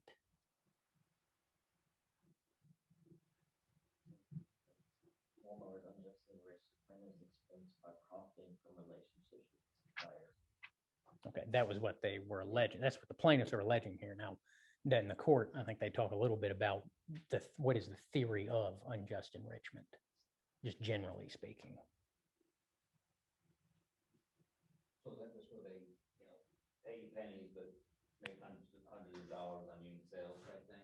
A little bit. It's essentially where you're saying, yeah, I mean, it is like that. It's basically there's a relationship between two or more persons or companies, and one profits in a manner that is just deemed unjust. And that's usually the rule there with common law claims like this, is just the standard is what is reasonable, what would a reasonable person consider an unjust amount of profiting from a relationship. There's some sort of wrongdoing, even not very much wrongdoing, but the person who receives a benefit is receiving a benefit that is unjust in proportion to the relationship, if that makes sense.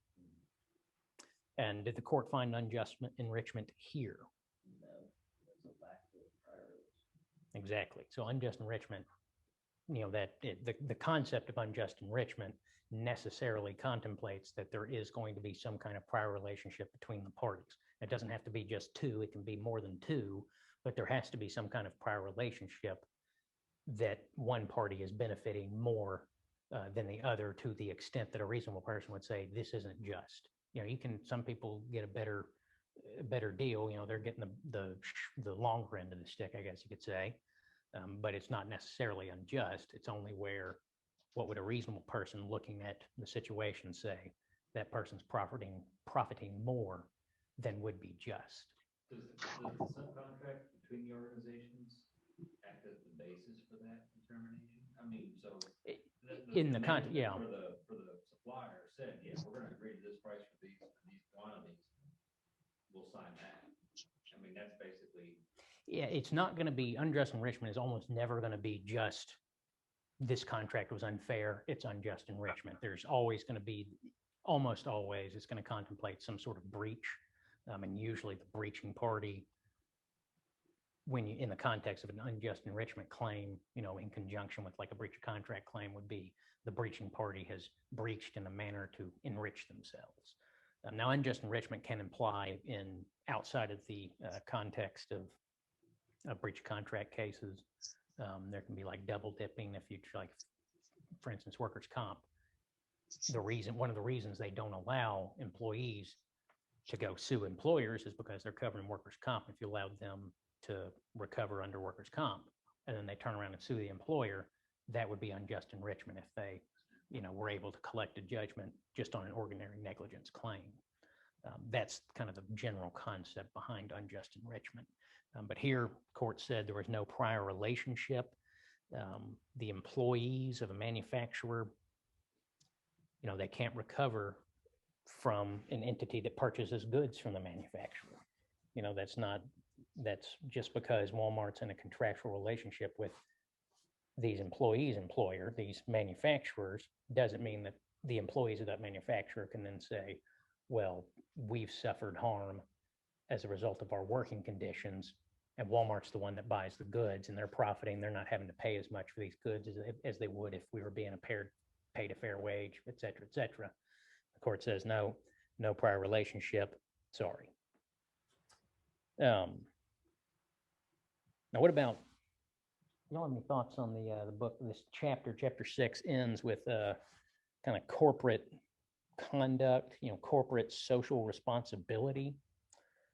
And it seems this section is, what they really get at is it's almost like it's virtue signaling in a way, like club goods. It's, is when we have this great corporate, this corporate environment or this corporate culture where we're socially responsible. We're doing that. And you see it's happening, a lot of major corporations right now have embraced kind of the popular, the what?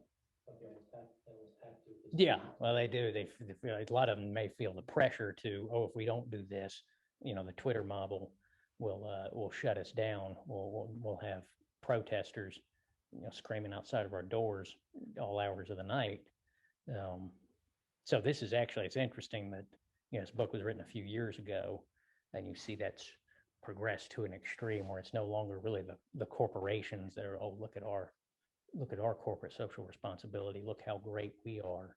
We care about the environment and about paying people more wages, et cetera.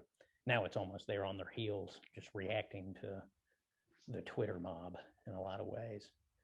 But I mean, do you all agree with what the book's kind of saying on that, or disagree in terms of corporate conduct and corporate social responsibility?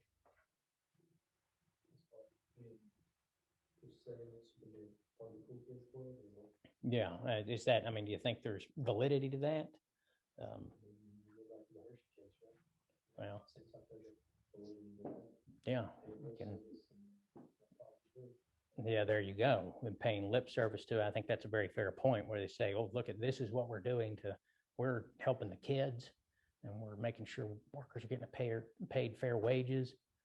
And then the doors close and they're saying, and they're calling up the cocoa farmers in Ghana, haggling down, getting cocoa at pennies on the dollar because, unpaid children are out there getting their poor little arms chopped off trying to harvest cocoa. Yeah, I think there is a lot of that, but is it necessarily a bad thing? It comes back to corporate culture.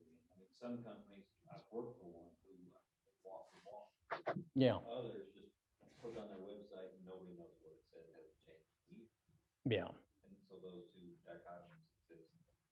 Yeah, I think that's fair. If you, like you said, if you do walk the walk, that's a good thing. We should have, our corporation should be trying to make the world a better place, to put it, just to kind of put it simply, is, to create fairer and better conditions for workers and to, try to protect the environment more than corporations have in the past, to alleviate problems with pollution. But you got to actually do it. If you just pay it lip service, that's almost worse. Or would you all agree that's almost worse than if you just said, we're buying the cheap cocoa because these kids, have you seen how cheap this cocoa is? How could we not buy it? Right? That would be better than saying we care about the children, but really you don't. You're worried about at the end of the day, you're worried about the bottom line. So yeah, it does. I think that's fair. I think it does come down to the corporate culture and do they actually implement or do they live by what they say? Do they practice what they preach? And we could take a break, or we could just plow through chapter 7. What do we want to do? Break or keep moving? 5. Take 5. Take 5. Smoke them if you got them. All right, come back at 7:46 by that clock. We'll take a little break.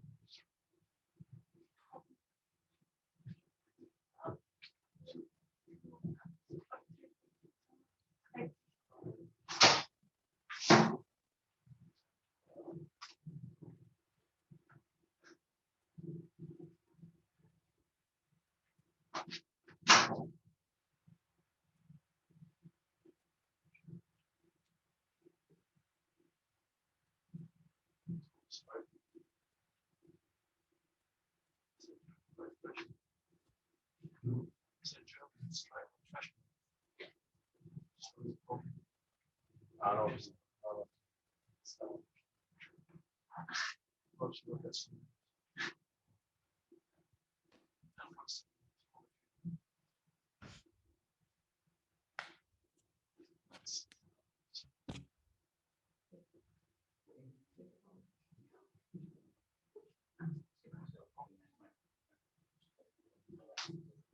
Right.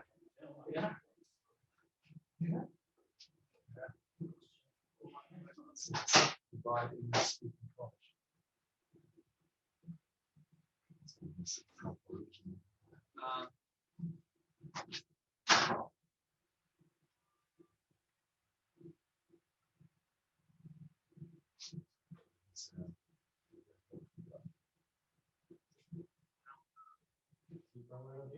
Yeah, I'm from Knoxville, went to high school in North Carolina, shipped off the board, so. Then I went to college in Virginia, Washington, here for law school. I find Knoxville, where you went to high school. I'm like, from here, we go to high school. I went to acting school. And basically, so you're an outsider. You're not really from here. You didn't go to high school. But I was born and raised here, but spent 8 years in other places. Sue people or defend people, depending on the circumstances. How about you? You from around here? Kingston, Okay. Lincoln, outside Kingston. Yeah. Well, the 5 cities. Oh, wait, no. Kingston, West. Kingsport. I always, every time, Kingston. 40 miles west of Knoxville. Yeah. I mix that up all the time. Oh, yeah, Tri-Cities. I'm like, no, that's Kingsport.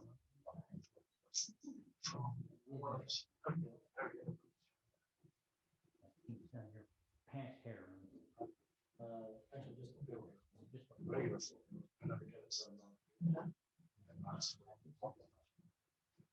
It's almost 2 Kingston. It's like, Yeah, because all the, well, yeah. Yeah, really, Knoxville is the thing. You look at the like city boundaries of Knoxville, used to be like right in the middle, and now it's just, they just annex it more and more out west. live in West Knoxville. I live in Knoxville. I live like right at 53. Wow. It's like, Israel and stuff. All the city. No. It's Oh, like, that's crazy. How did you do that? you can live in Like, like, every city's bigger than you're like, and you have to take your own trash, we're not gonna do that. Most You take these businesses trash. And they had Fertilizer. I think Fertilizer was actually Poland, the community existed, but they actually set it up. So it's city or whatever, so they were paying city taxes. What? That's cool.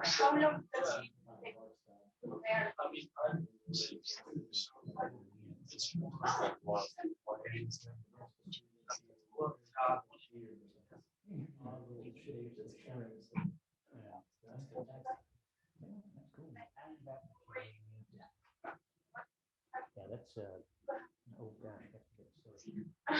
That far out west for me is, I just don't venture that. Turkey Creek is just so, it's always so packed, full of people, so much traffic. And if you live out there, it's one thing. Oh, yeah. Live out there, it's one thing, but actually going out there, call it Chattanooga, it's so far. Yeah, I always think, I'm like, yeah, Turkey Creek's not that bad. And I drive out there past Cedar Bluff, I'm like, I still going. Yeah.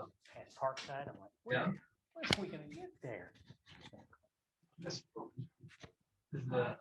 I guess you got all kinds of stuff out in Cedar, in Turkey Creek. All kinds of stuff. Is the Gander Mountain still out there? They closed that, didn't they? Where are you gonna buy your bullets? Yeah, they tore out speaking about, we're gonna talk about the environment here. They ripped out the last, like, it was the biggest wetland in Tennessee, was Turkey Creek. Paved it over for a movie theater and a bunch of other crap. But again, you live out there, so I don't want to say too many. Like, but yeah, it is Turkey Creek. Why do you call it Turkey Creek? There are no turkeys out there anymore. You've destroyed their habitat.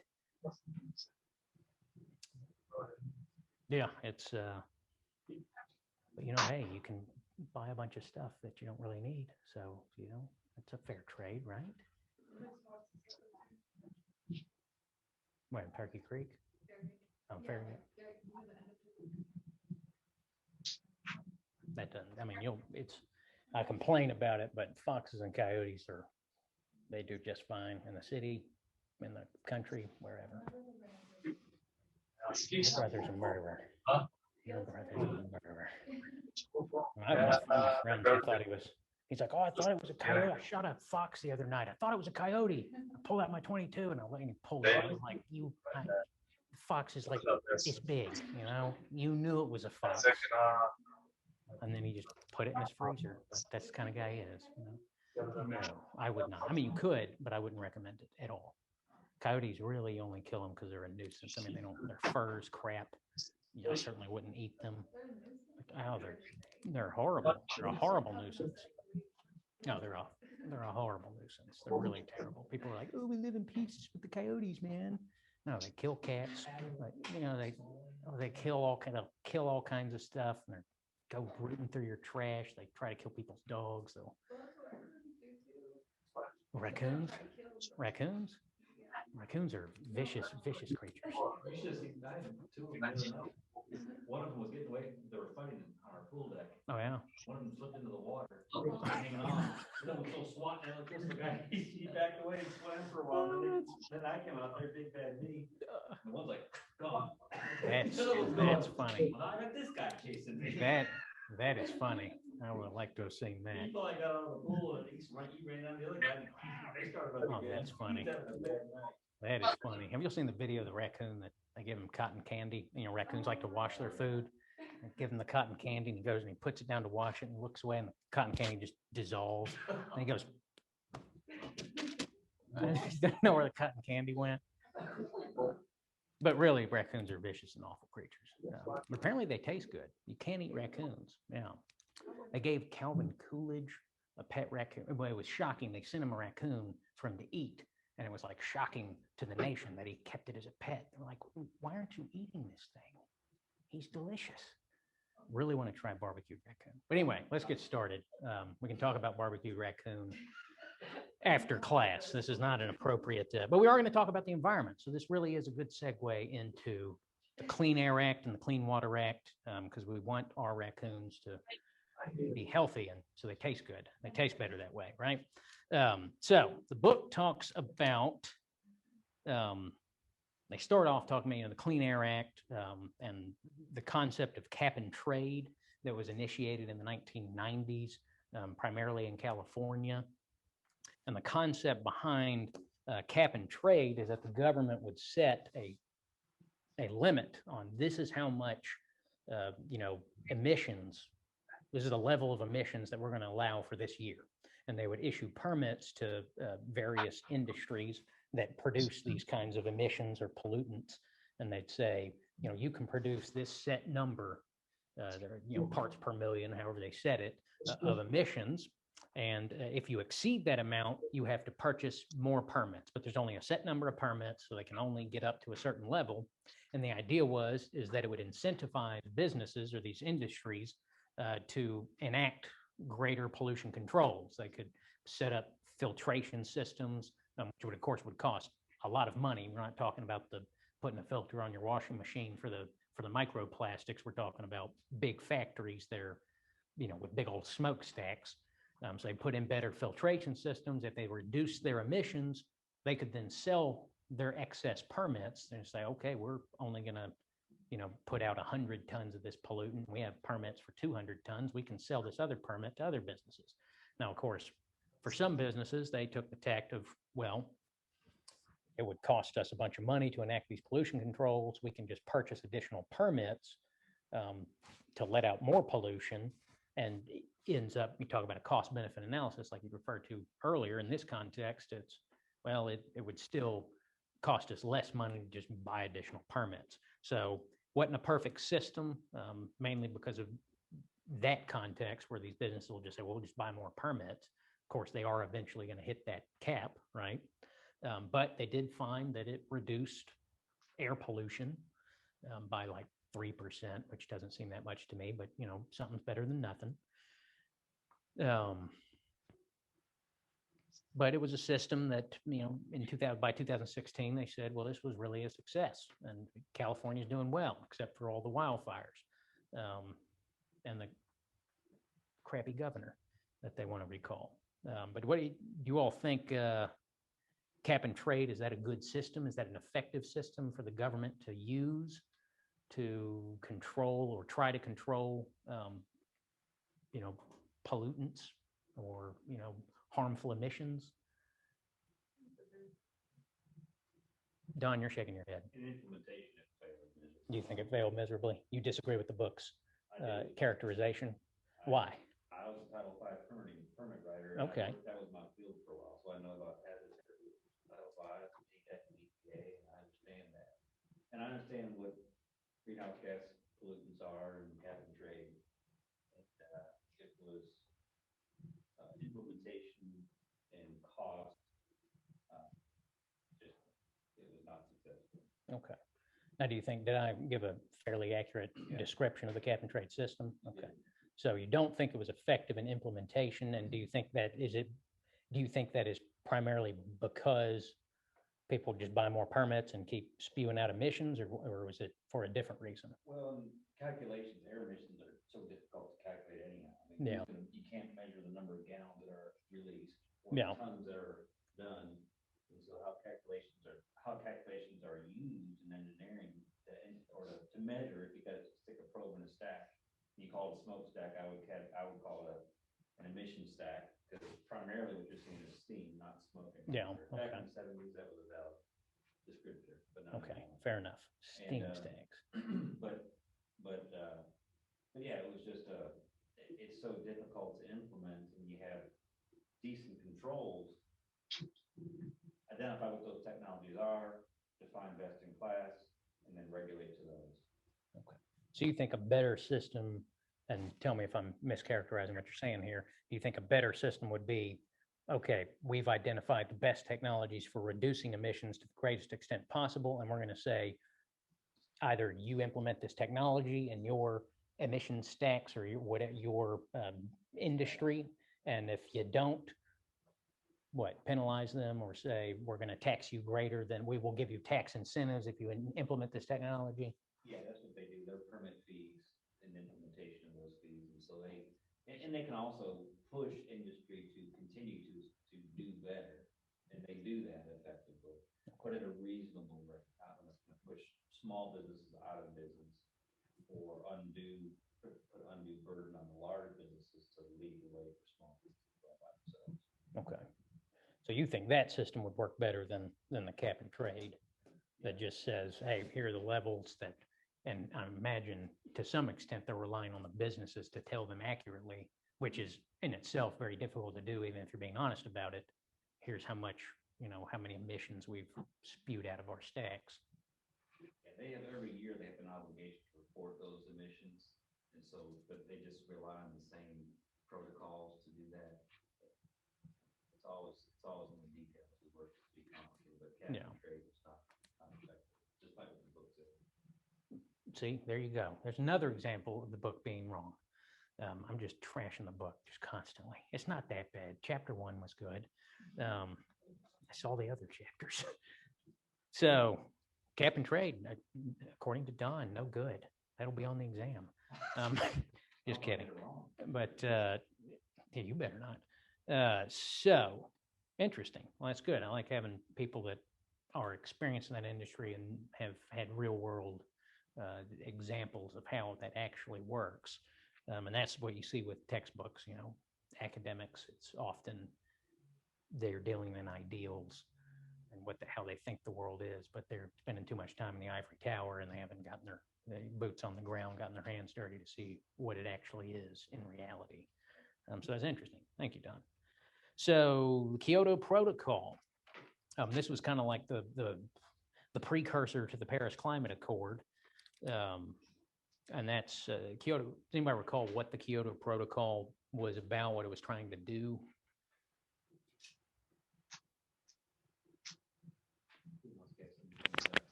Yeah.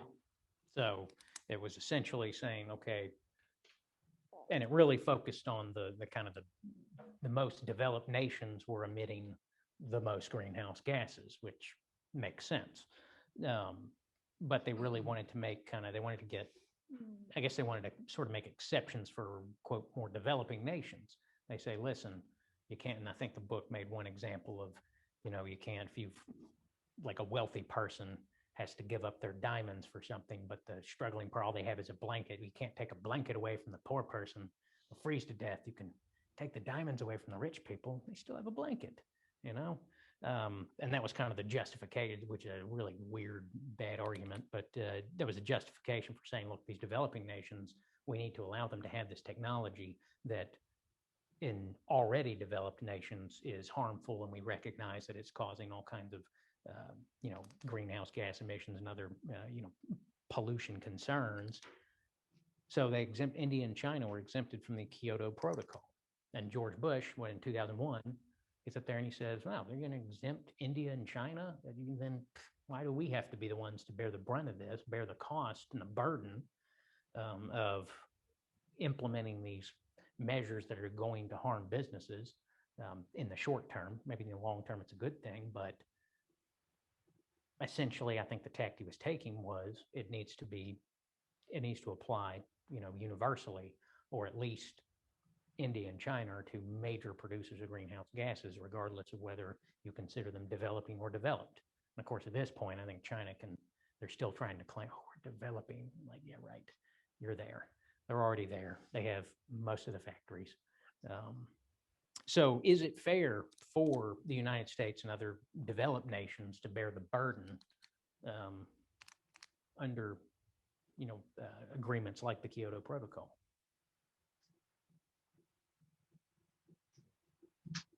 I would say to an extent, yes, but again, if you're exempting India and China, why would you handicap if you're the US? Why would you handicap yourself against them? Yeah. Just against some small African nation. Yeah. If it's they need benefits or whatever exemptions, fine. But major players like India and China, are just handicapping your economy. yeah, and I think that's a very fair point. And say what you will about George Bush, I think he was right on that. And that goes to more than just environmental, saying, listen, how much effect are we really going to have if these major, large nations that are producing significant amounts of greenhouse gas emissions, but there's also geopolitical concerns to it as well. You're not just handicapping yourselves in terms of your economy and your businesses, but also in terms of development that may include military development and things like that. So I think it's fair to say that there's always a little bit of a middle ground. The nations that are already developed, they're best suited to implement these controls and to bear the costs of making those sorts of changes. But again, when major contributors to the greenhouse gas emissions and pollution are exempted, then is it really accomplishing what it's setting out to do? Well, and just share the technology that exists with other countries to implement, and then make a small margin on those to reinvest in the next generation of new technology. And that's what we're talking about there. We don't know, so much of the technology is already matured and available. Make them implement. Yeah. I think that's what Bush was really effectively saying. Yeah. And then we'll continue to invest in the next generation of new control technology. And we'll share that too.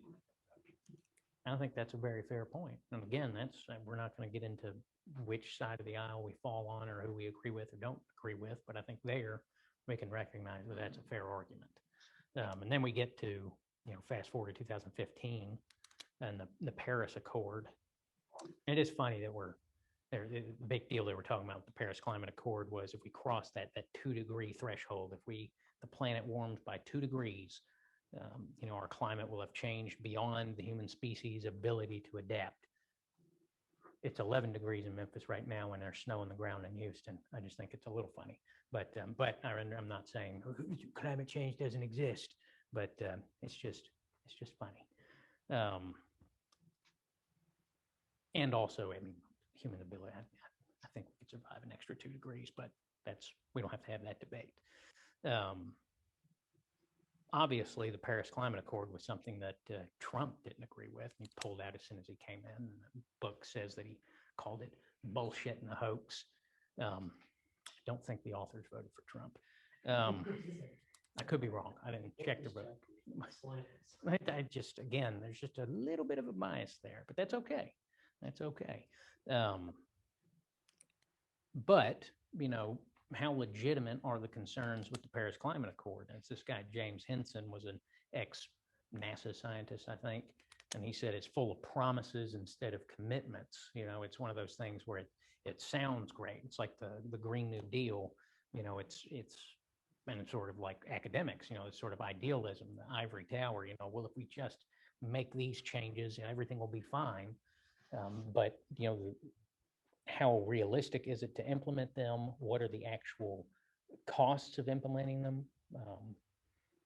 And if you're going to do it, it's a little bit like the corporate culture thing we were talking about, talking the talk, but are you walking the walk? Are people actually committing to reducing the greenhouse gases? Part of it, they let each nation set their own limits. Yeah, and they also was like, and it was 2015. They said it doesn't even kick in till 2020, and I think with something like China, they didn't have to do anything till 2030. So, we're talking about we've got 12 years. That was however many years ago, so we're down to 10 or 9 years at this point. But anyway, that's kind of spread. We're like, well, screw it. If we got 9 years, let's just party down and nothing we can do. But in all seriousness, it's the same problem they had with the Kyoto Protocol, except instead of being exempted, it's saying, well, you don't have to do anything until 2030 because we recognize that you're still trying to put it all together. And is that really the case with China? No, I don't think so. But promises instead of commitments. If we're going to do it, really do it. Don't just kind of talk about it. Of course, global climate change, apparently Exxon was kind of started out as leading the charge on it in the 80s. The book talks about their scientists came to them in like 1982 and said, listen, these greenhouse gas emissions are causing a significant spike in global temperatures. And of course, significant means like a degree or two, but that is significant. It's not, people think, well, it's not 20 degrees, then it's not significant. Well, it is in terms of its effect. I mean, you're even seeing now from the agricultural perspective, you're seeing what's happening in Florida. The Florida citrus industry is decimated right now by what's called greening. And that's where these bugs are causing this disease in the citrus, and it causes the fruits. They don't ripen fully, so they're very watery, low sugar content. They stay sort of green. They don't turn orange or yellow if they're lemons or whatever the case may be. But now you're finding that southern Georgia is now warm enough that you can successfully have citrus groves. But it gets cool enough at night that the greening doesn't take effect. It's got to be above 65 degrees. It stays cool enough in southern Georgia. So we are seeing some adaptability as far as, at least from an agricultural perspective. It's not a ideal situation, but it's to say that the human species won't be able to adapt. I don't think that's fair. I don't think that takes into account, we made it through the Ice Age, hunting woolly mammoths with sharpened sticks. I think we'll be able to manage, it being a little hotter. But anyway, let's get back to Exxon here. I'm going off on a tangent. So 1982, scientists come to Exxon. They're like, listen, global warming, it's bad. These greenhouse gas emissions are causing the temperatures to rise. The effects are going to be devastating if we don't do something about it. And the board is like, oh gosh, this is, it doesn't sound good. And they started funding a lot of research into it in the early 80s. Don't tell their shareholders about it, which is not good, as we saw earlier. Got a fiduciary duty to your shareholders, duty of loyalty, duty of care. You've got to actually let your shareholders know what's going on. But then, for some reason, Exxon just kind of flips and they decide this is actually going to cost us money. So we don't agree anymore. And they started funding research in the opposite direction.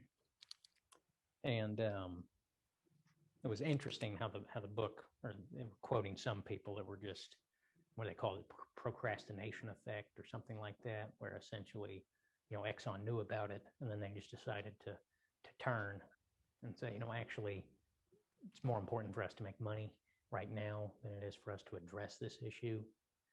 And, from an ethical standpoint, should Exxon have continued on the supporting research into climate change approach? Yeah, probably. I mean, did they do, well, free market ethics, what would they say? What would you say if you're a free market ethics guy? Say, listen, this is going to cost us money. Who cares? The hell with the earth, right? But I think pretty much every other approach, deontological approach, absolute universal principles, is going to say, listen, about this. They've told you, you have a duty to tell everybody. You're going to tell your shareholders, you need to let the world know. Utilitarian would say, might harm the oil companies, but overall greater good is to make sure that humanity doesn't suffer as a result of global warming. We need to let people know about this. Care of ethics obviously would say, we're one big happy family. We need to talk about global warming. And then what the virtue ethics approach, would probably say, and you never know what to say with virtue ethics, you're the city state. I don't know. They would say, let everybody know. It's just the free market ethics that says more money. Fiduciary duty piece of that. Do they have a duty to report all of their R&D that they're doing? No, not all of it, but where there is something that is going to significantly, well, let me finish what you're saying. I don't mean to cut you off. So they spent like $1 million out of a $300 million R&D budget or something. So one R&D Yeah. budget was being spent looking into this. Yeah. Now, there is an obligation to provide accurate, accounting and reporting to your shareholders. Company like Exxon, most of the shareholders are just going to be like, people like us, buy a few shares in Exxon.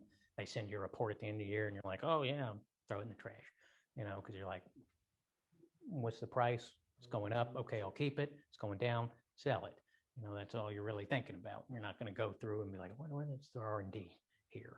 But it's not simply a matter of, well, it's a small portion of our budget that we put into this research. It's what have we found out from this research?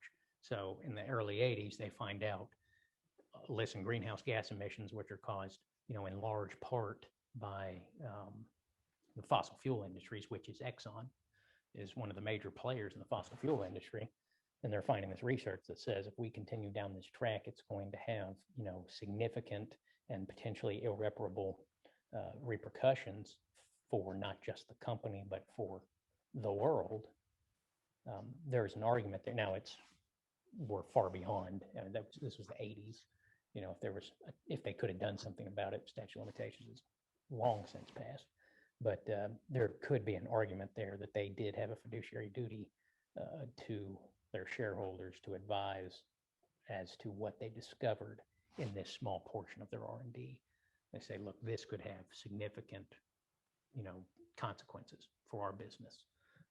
So there is an argument there. The book doesn't really bring it up, I don't think, but not that I recall. But I think you could make that argument there that they potentially did have a fiduciary duty. And again, with fiduciary duty, it's not just limited to what proportion of a corporation's business an issue is. It doesn't have to be, it's at least a third of what the business is. They need to tell you about it. It's what is the long-term effects, what's the impact on the business going to be? And that's something that, even though it's a small proportion of what they're researching, its impact and its potential impact was such that they should have let their shareholders know about it. Does that make sense? Okay.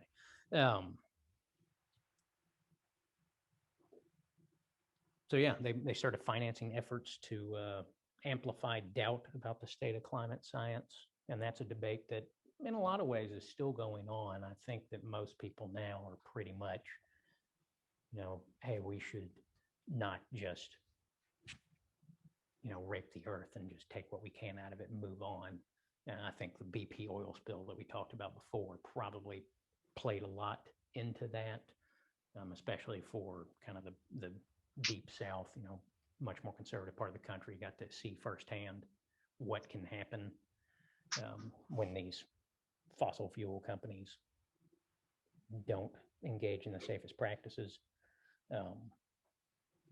But there still is a debate there. And it is 11 degrees in Memphis right now and snowing in Houston. I just want to throw it out there because I think it's funny.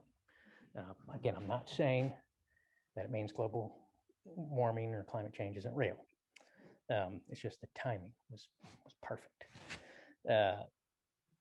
Something on the book talks about the Global Climate Coalition, and I can't remember the Global Climate Coalition. That was the one that's like doubting climate change. Is that right? Yeah, this reading is, it can get, trudging through it can be not the easiest thing in the world. I enjoy reading this probably as much as you all do. And I've read it before. And I'm like, oh, it's just going on and on. But it's okay. It's interesting stuff in the grand scheme of things. Now we get a little bit into the philosophy part of it. John Locke, and it really starts with Genesis, the dominion of man, when God says that we'll have dominion over the earth and all the plants and all the animals. And John Locke, his argument or his philosophy that was really, he was probably the most important philosopher in the 18th century in terms of the founding fathers of this country. His ideas really heavily influenced a lot of the founders and the creation of this government and the concepts that underpin the Constitution.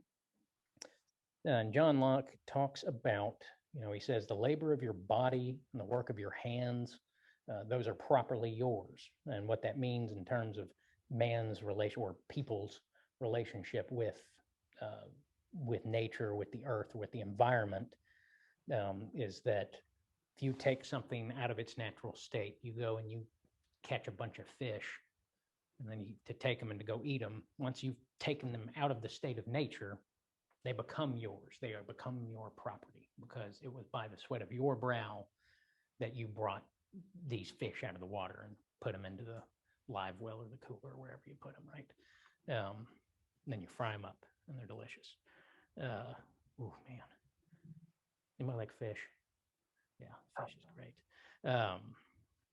So he says, if you remove food from nature, again, that makes it yours.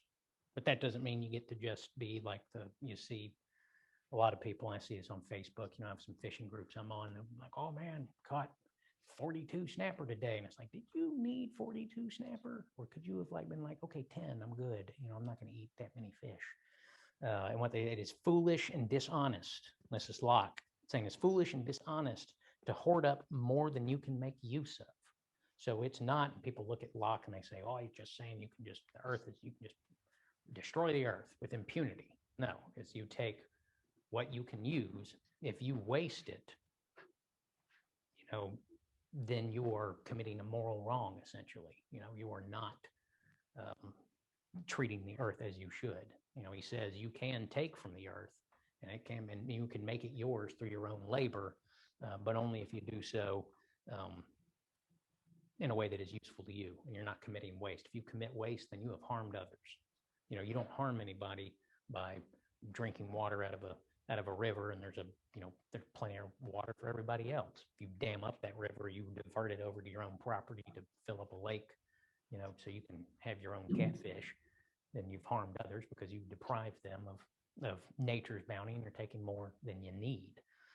And that's the kind, that really is how commerce began. And if you look at the beginnings of civilization, as you take in more than you needed that you could use yourself. You harvest a couple of trees worth of apples. And you're like, I can't eat all these apples.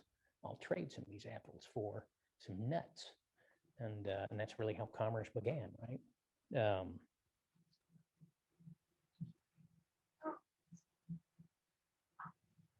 And really, I guess the major concept that in terms of what we take from the environment is you only exceed the bounds of property rights, and that's really Locke is all about property rights.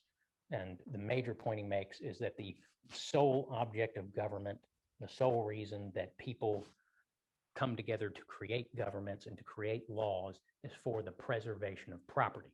We talk about in this country, is it life, liberty, and the pursuit of happiness, right?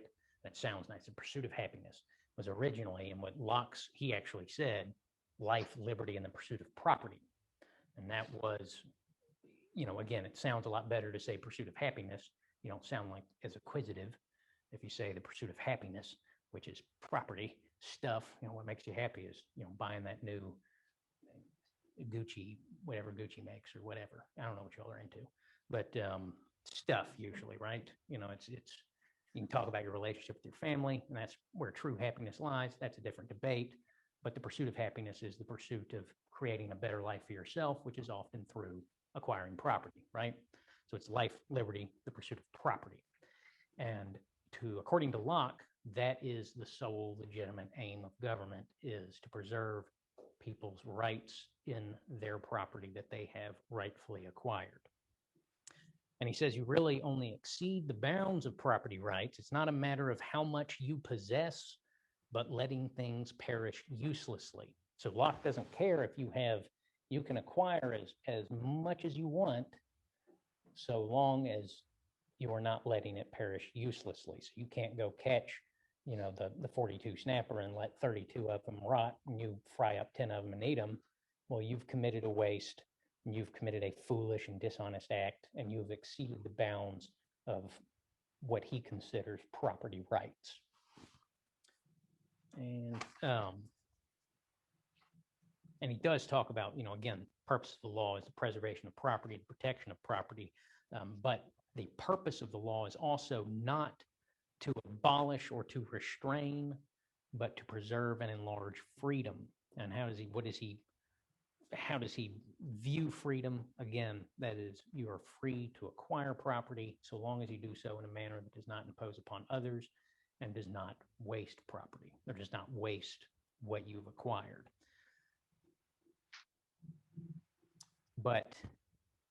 And that sounds like, well, you can basically do whatever you want, and that's not entirely true. Liberty is to be free from restraint and violence from others. It is not liberty to do whatever you want, but liberty to dispose and order as you wish your person, your actions, your possessions, and the whole of your property, and not being subject to the arbitrary will of another. Now, what does that mean? It kind of sounds, it's being free. But again, it's not just free to, I can just do whatever, man, freedom. No, it is, you can acquire property, you can control your property, you can dispose of your property, you can act, so long as you are acting in ways that does not restrain or commit violence upon another, as long as you're not committing waste. And you should be able to do that without, being subjected to the arbitrary will of another. That's sort of, anarchists would almost like that. But again, with Locke, the most important thing is the sole legitimate aim, the great chief purpose of government is the preservation of property. And that's with Locke, that is the most important. Remember, Locke, property. John Locke, property. Contrasting to that, you have much later, John Locke was, what was he, the 1700, early 1700s, something like that. I don't know if the book gives you dates on them, but after that, they give you, this was what, in the 90s or 2000s, the Declaration of the Rights of Mother Earth. And this is like the opposite. It says the earth, we need to basically, well, what do they say in the Declaration of the Rights of Mother Earth? What were they getting at and this was, I think in South America that they did this, and there's actually Uruguay or maybe Paraguay and one other nation actually adopted this as either part of their constitution or part of their laws. And they gave their people the rights to sue anybody anywhere for violating Mother Earth. And I think they even mentioned the lawsuit against BP for the Deepwater Horizon spill. And they didn't ask for money. They said, we need you to tell us exactly how much oil leaked out of this thing. And then you need to, what they said, you need to commit to leave that same amount within Mother Earth as recompense to Mother Earth, which is, I'm sure they were very sincere. And I will never question their sincerity, just their sanity. So what were they talking about in the Declaration of Rights of Mother Earth? I kind of talked to you all about John Locke because I like John Locke. So you all tell me, what are the Declaration of Rights? What are the rights of Mother Earth according to these folks? Yeah. And is that in there? Are they expanding that? Is that limited to people? Or are they saying that applies just to, the mosquitoes and the raccoons that are brawling in Don's pool? That everybody, all beings, right? All beings. These people are probably vegetarians. They include plants, Austin. It's my food's food. I don't appreciate you eating my food's food. But yeah, it seems I wouldn't argue it's the polar opposite of John Locke. I would argue it's a little bit unrealistic, but it's certainly, of course, I'm a white guy in the United States, so I was brought up in the Western Judeo-Christian concept of civilization. Here we have a different view of people's relationship with the earth, right? Do you all think that people should be able to sue these citizens of Paraguay? And I'm sure they sued BP, and I'm sure the courts were like, dismissed. I don't even know what this is, but you want them to do what? No, dismissed. But do you all think that people should be able to just kind of sue businesses for violating the rights of Mother Earth? No. On purpose, maybe, but it's an accident. Are there be?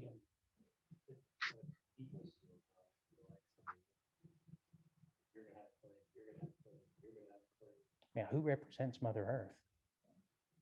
Obviously me. But who's going to pay Mother Earth's retainer? That's what I'm really thinking here, right? But all right. Yeah, that was a little Declaration of Rights of Mother Earth. I think, again, I'll never question their sincerity. Heart's in the right place, maybe.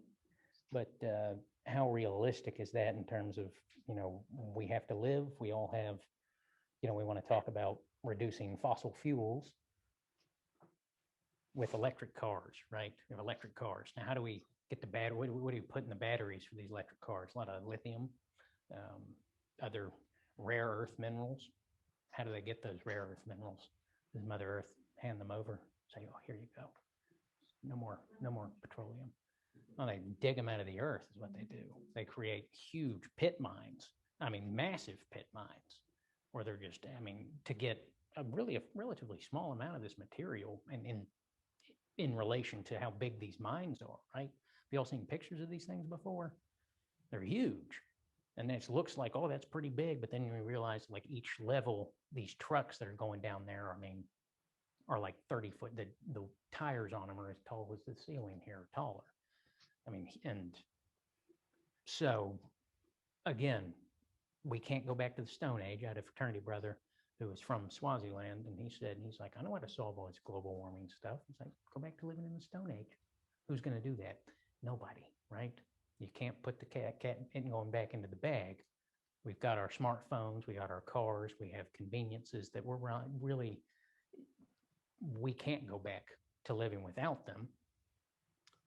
But, and we should certainly take the best practices we can. We should implement the best technology we can to reduce as much as possible the harm we're committing to the earth. But we can't pretend that, well, if I sit there on my smartphone tweeting about how horrible, BP and the oil companies are, and I don't appreciate the fact that, my smartphone was made using materials that were stripped out of the earth and degraded Mother Earth and violated the rights of Mother Earth, right? Do what now? Yeah, so I like that's good. Yeah, so it's you've got to be realistic, I guess, would be my view of it. Now, of course, you all may disagree, and then that's totally fine. Again, when it comes to the ethical questions in this class, I'm never going to tell you, you have to think a certain way or your opinion should be something. Your opinions are what they are, and I will always respect that. I mean, you all should certainly respect that amongst your classmates. Always feel free to challenge me on anything, except workers' compensation. I feel very strongly about that. So, and then we talk about Pope Francis, I didn't write that. What was the Latin? What did he call that? Comnium C or something?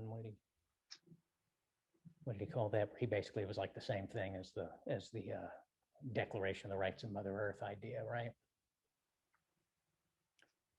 But I think he does, a little more realistic. He does say consumerism, the kind of culture of consumerism, how it's contributing to the pollution problems that we're facing. I mean, do y'all think that's a fair point? And how much of it is, and how much of it should be the government controls, the government subjects us to their arbitrary will, as John Locke might say, versus the decisions we can make as individuals to say, we can dictate what these corporations do if we stop buying, the latest, polyester t-shirt from Bangladesh or whatever, right? So, and he says, and like Earth is the most benighted and neglected of the poor. Is there any truth to that? I don't know. We got any Catholics here? Where he said, I think he started out, he said like Earth is the most neglected or the most benighted of the poor is Mother Earth, which I hearing the popes talk about Mother Earth. They're like, whoa, buddy. Yeah, there's a lot more to it. There's an obligation for us to care for. Certainly. But is it at the cost of quality of life? Yeah. And not to say, we are a society of excess, sure. So moderation, hoarding, not so much. No, and even John Locke would disagree with, hoarding. If you're hoarding to the point of waste, you're not. That's not a correct, proper thing to do, right? And there is, if you want to take it from the Christian viewpoint, if you take this idea of, well, God granted, man or people dominion over the earth and of all the animals and fish and all that.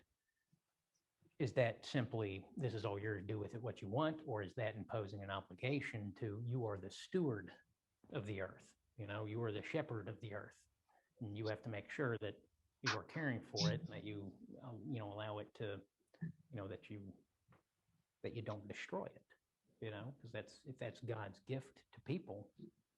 Not just our generation. Yeah, and that's not just protected for us, but if we protect it for ourselves, we do protect it for the generations to come. So I think there's, well, as resident Catholic. I mean, what do you think? What did you think of that? No, I'm not up on the politics edicts so much, but there are more in certain topics of theology or others, when I would hear a statement about capital infallibility, what that means and how it applies, how often it applies. Oftentimes I'll go back and research a topic. I may not agree with it at first, but once I peel the layers back, I realize the truth in it. And I then have to either reconcile, modify, or adapt. Okay. And so more often I'll have to adapt my own to that which has been stated. That's most of the time I've done the research. That's Okay. So you think at surface level, he may seem objectionable, but then you see he put more thought into it. yeah, if you listen to the news, you'll go wrong every time. Well, and that's true of name an issue, and that'll be true. It doesn't matter, you can get it wrong on this side, the right or the left. It'll be wrong. So, well, fair enough. I'm glad we had a Catholic to comment. You know, all these topics today.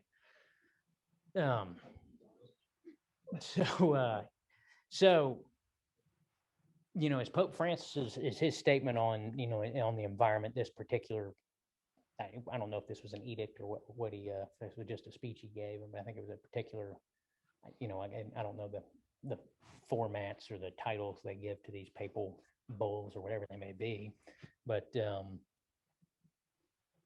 was what he said in accordance with Locke or at conflict with Locke in terms of, and again, Locke, and speaking of property and of man's relation with nature, people's relation with nature.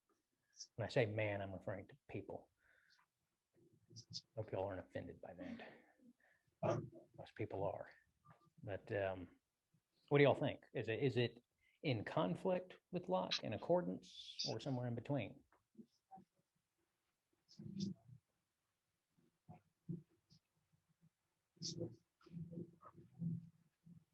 Inherently, I think people, what Christianity espouses is to love everybody as much as you do yourself. And so that applies to that which you acquire for others. So that which you care for others across the board. And so, yeah, I don't think there's justification to or keep injured people. I don't care if it's the lane you're driving in or, you know, how you reward your employees for a successful year. You know, that's there's got to be equity in all of those things, and it's based in charity and love. That's the basis. Interesting comment, and a good comment. When you say interesting comment, people are like, what do you mean? But interesting. No, it was good. That was a good comment. Yeah, and you know, it's you know, I do think even from the Lockean standpoint, you know, pollution and maximization of profits as your primary motivators, I don't think that's consistent. It's not certainly not consistent with the Declaration of Rights of Mother Earth, and we all agree on that, and certainly not in accord with Pope Francis's statements on the environment. But I think even Locke's statements on, and again, he's the pinnacle of property rights. You know, he's the real basis for it. But even he, you know, pollution and maximization of profits over all else, that infringes on other people's, you know, rights to property. Taking it from a strictly Locke standpoint, it infringes on other people's ability, you know, to take through their own sweat equity, to take out of the state of nature something for themselves, to create their own property. And if you're destroying other people's ability to do that, you know, then you're infringing on other people's property rights. So I think all three of them, you know, they take it from different standpoints and to two different degrees. But I think they all agree that we have to care for the earth. We have to care for what's been bestowed upon us, or for those that think it was all happenstance, that the stuff that we just happened to fall back into. So it's an interesting interesting debate, interesting discussion.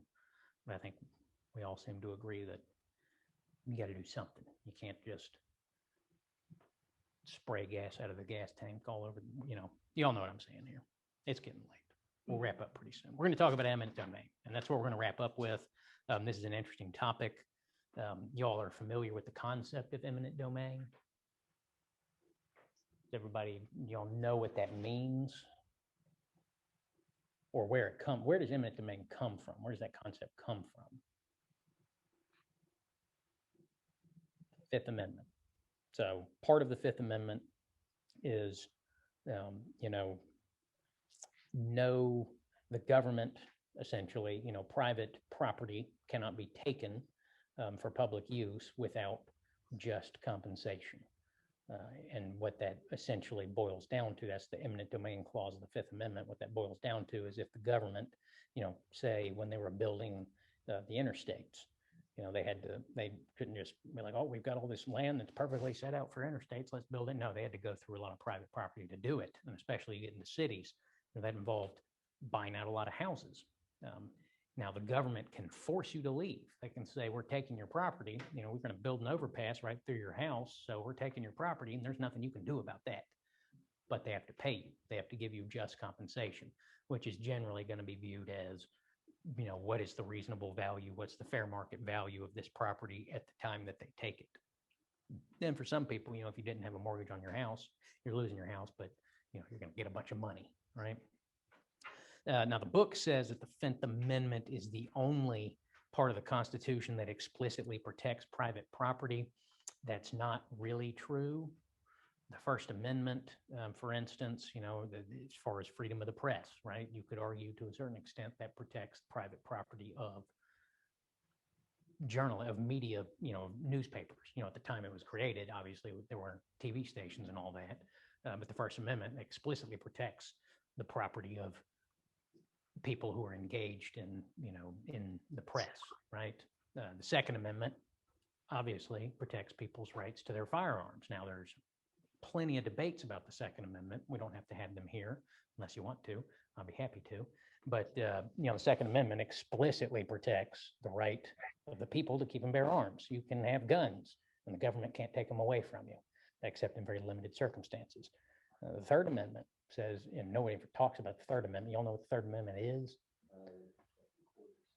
Exactly. You can't quarter soldiers, and people are like, well, what does that have to do with private property? Well, this isn't just, they would often, in practice, what would happen is they would, take a lot of your stuff, break a lot of your stuff, rape your daughters. It was pretty terrible. So the Third Amendment actually, in a way, protects private property fairly explicitly. The Fourth Amendment. Now, do y'all know what the Fourth Amendment protects?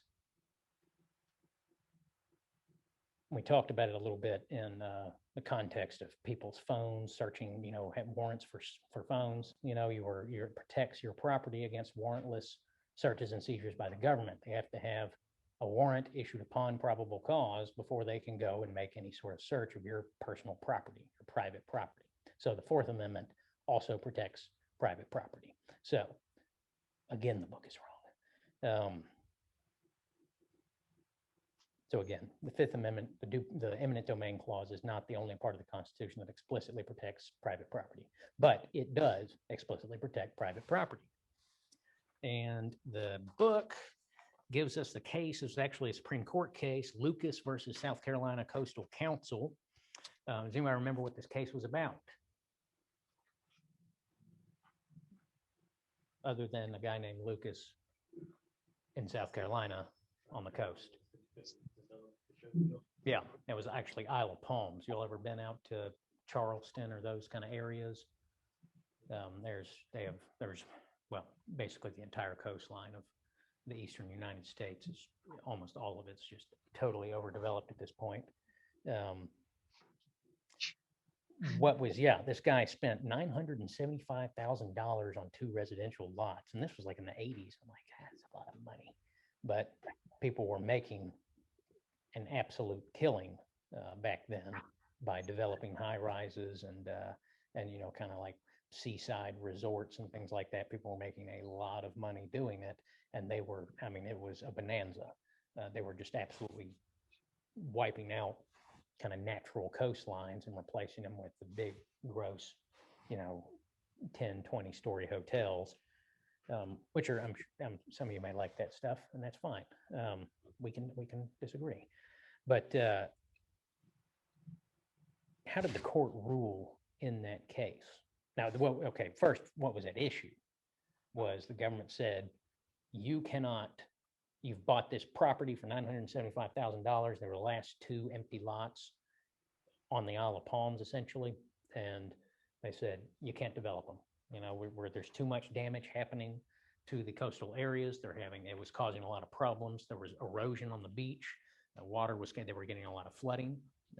They were basically destroying the dunes that were the natural barrier for those islands that kind of kept the sea at bay.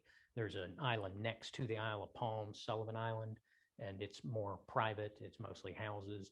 They have kept their dunes on there, and they have a lot fewer issues with erosion and with, I guess, the devastating effects of hurricanes. Obviously, there are a lot of hurricanes that will come through the Atlantic seaboard. But here, what Lucas did is he said, okay, well, if you won't allow me to develop this property as I see fit, and Locke would say, you should be able to develop it as you see fit, right? And as long as you're not causing harm to others. He said his argument was he was entitled to compensation because it essentially, even though the government didn't say we are taking your property for public use, they denied him the ability to develop it and use it as he saw fit. And his argument was that constitutes a taking under the Fifth Amendment. I'm entitled to just compensation. Now, the lower courts said no. They said they didn't take the land. It's not a taking. We're not paying you. Too bad. You made a bad deal. Your loss.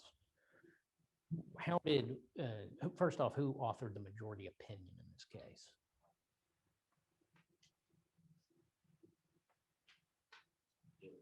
Very famous justice. Yeah. What somebody say? Scalia. Yeah, it was Scalia. I got a funny story about Scalia. Maybe I'll tell you all later. He said that there are 2 situations where government regulations, of course, in this, and again, we had here was they had regulations that said no more development on the coastal areas. We've got to protect the coastal areas we have there. We're not going to allow you to develop them. And he said there are 2 situations where government regulations can amount to a taking. Again, we don't have an explicit taking as in the interstate example where they say, we're taking your house, sorry, here's some money. Obviously, there's no arguing about that. They have to give you the money. Here, it's regulations that significantly restrict your ability to use your property can amount to a taking. And that's a legal terminology. It's just a regular word, but in the context of the Fifth Amendment and in the legal context, a taking is essentially the government exercising eminent domain. And he said that 1, if you have regulations that compel an owner to suffer a physical invasion, where it's essentially where the government is if they were putting just like a road through your property, they're not taking your property, but they maybe put a road through part of your property, through a corner of your property. It amounts to a physical invasion of your property.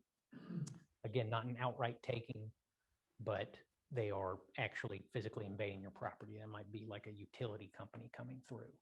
You might have an argument for eminent domain there. Battling utility companies generally is a losing proposition, but there's an argument to be made for it. And 2, and this was the context that Scalia argued justified the court's holding that this did constitute a taking and entitled the plaintiff to compensation, was regulations that deny all economically beneficial or productive use of the land. And essentially that says, okay, you've got land, you're going to keep the land, it's still yours, but we're not going to let you do anything useful with it. And, it can just sit there and grow weeds and the, animals can scurry around on it, but otherwise you can't do anything with it, right? So that is, you have the land, but you really can't use it.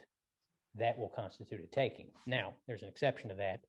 That's only where it's not some kind of use that's already expressly prohibited. So he gave the example of, if you can actually own out into a lake, like underneath the water, you can own out into the water. If you went and filled in the lake and it caused flooding on other people's property, the government can say, you can't do that. And that's not a taking. They don't have to pay you. They say, you just can't do it. They can, because it's already expressly prohibited. You're actually harming other people by doing that. They also he gave the example of a nuclear power plant. If it's on an earthquake, a fault line, and there could be potential for earthquakes, and there's a nuclear power plant, they're like, pack up your stuff, you're moving. Like, you have to pay us. No, we don't. Okay. That's, they can expressly prohibit that. But outside of those sort of limited contexts where you've got it's already expressly prohibited use, if they deny economically beneficial use of the property, that constitutes a taking, even though they've not actually taken it. They've not deprived you of title to the land. You're still the deeded owner, but they have they've so deprived you of your use of it that it amounts to the same thing as a taking.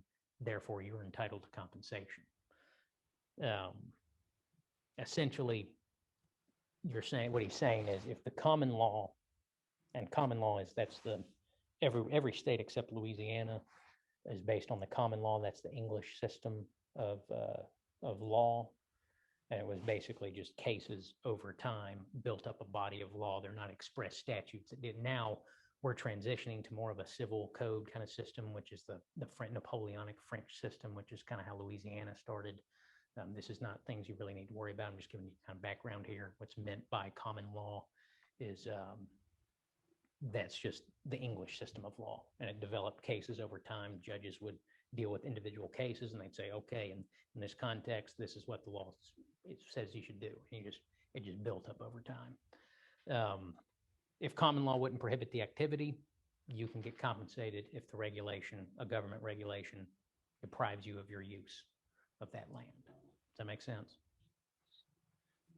And that's pretty much it on that. There was a dissent where he was, the court has fired a missile at a mouse, is what the guy said. He seems to be a little, he was a little, dramatic about it. But I think he just really wanted to say that more than anything else. He's like, God, that sounds good. I'm going to dissent. Firing a missile at a mouse. I'm so smart. But I don't think he made very good arguments. And there's a reason why he was the dissent in that case. And finally, the book talks about environmental justice. They don't have really any cases about it. They talk about, kind of food justice. The only thing that was really noteworthy there for me at least was apparently the food policy councils, which are, they try to promote local agriculture and local food production. Apparently the first one was established in Knoxville in 1981. That's kind of cool. But other than that, it talks about bolstering local economies by focusing on local food or focusing on other local issues. That's all well and good. That's a good thing.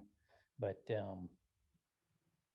otherwise, I think we can wrap it up for tonight. Does anybody have any questions, comments, concerns, complaints? No? Okay. Case brief next Sunday. Yeah. Oh, man. Isn't that great? Case briefs. Or is it the next Sunday? Yeah, it's this Sunday. Yeah, case briefs. So I'll try to get you all your graded case briefs back. With the second ones, I am not going to go quite as in depth on the comments. Some of you I went in a lot of detail. For those of you that pretty much were on the right track, you didn't get a lot of comments on your first graded brief, just kind of general comments. Going forward, I won't be as, I'm not going to be going through and correcting every little issue with your citations. I've set expectations for what I'm looking for in your case briefs. So you'll just get some basic comments at the end. If there's any egregious things that kind of pop out to me, I'll note them, but don't expect quite as much, in terms of me telling you exactly how to do it. I've done that. The same rules apply regardless of what the case is. I've set expectations for citations and for how I want the case briefs to be structured.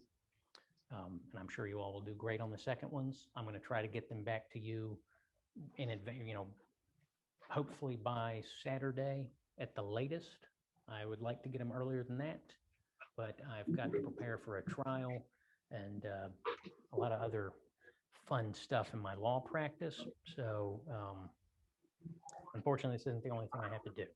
I will try to get them to you as soon as I can. But as always, if anybody has any questions with them, the best way to reach me is to text me. Don't get on the email all that often. As I've said many times, I've got a lot of different email accounts that I have to monitor for all kinds of different things. If you need to get to me and you haven't heard me and you email me and you haven't heard back from me, text me. And I will usually get back to you pretty quickly on the text messages. Just let me know. Don't just text me and be like, wow, what's going on with this? I'll be like, who's this person texting me? Say, this is so-and-so from your class. And I'll be happy to answer your questions, whatever questions you have. You can call me as well. Better to text me first if you're going to call and let me know, because everybody, I'm sure, gets lots of spam calls. If you call me and start talking about a warranty is expired, I'll hang up on you. Or you tell me there's an issue with my credit card, I'll hang up on you. But otherwise, reach me by phone. That's the best way to reach me. Sunday at midnight or Sunday 11:59. Get me your third case briefs, and that'll be it. And then there'll be no more writing. And then all you have to worry about is coming to class and talking, and then taking the multiple choice final exam. So I'll see you all next week.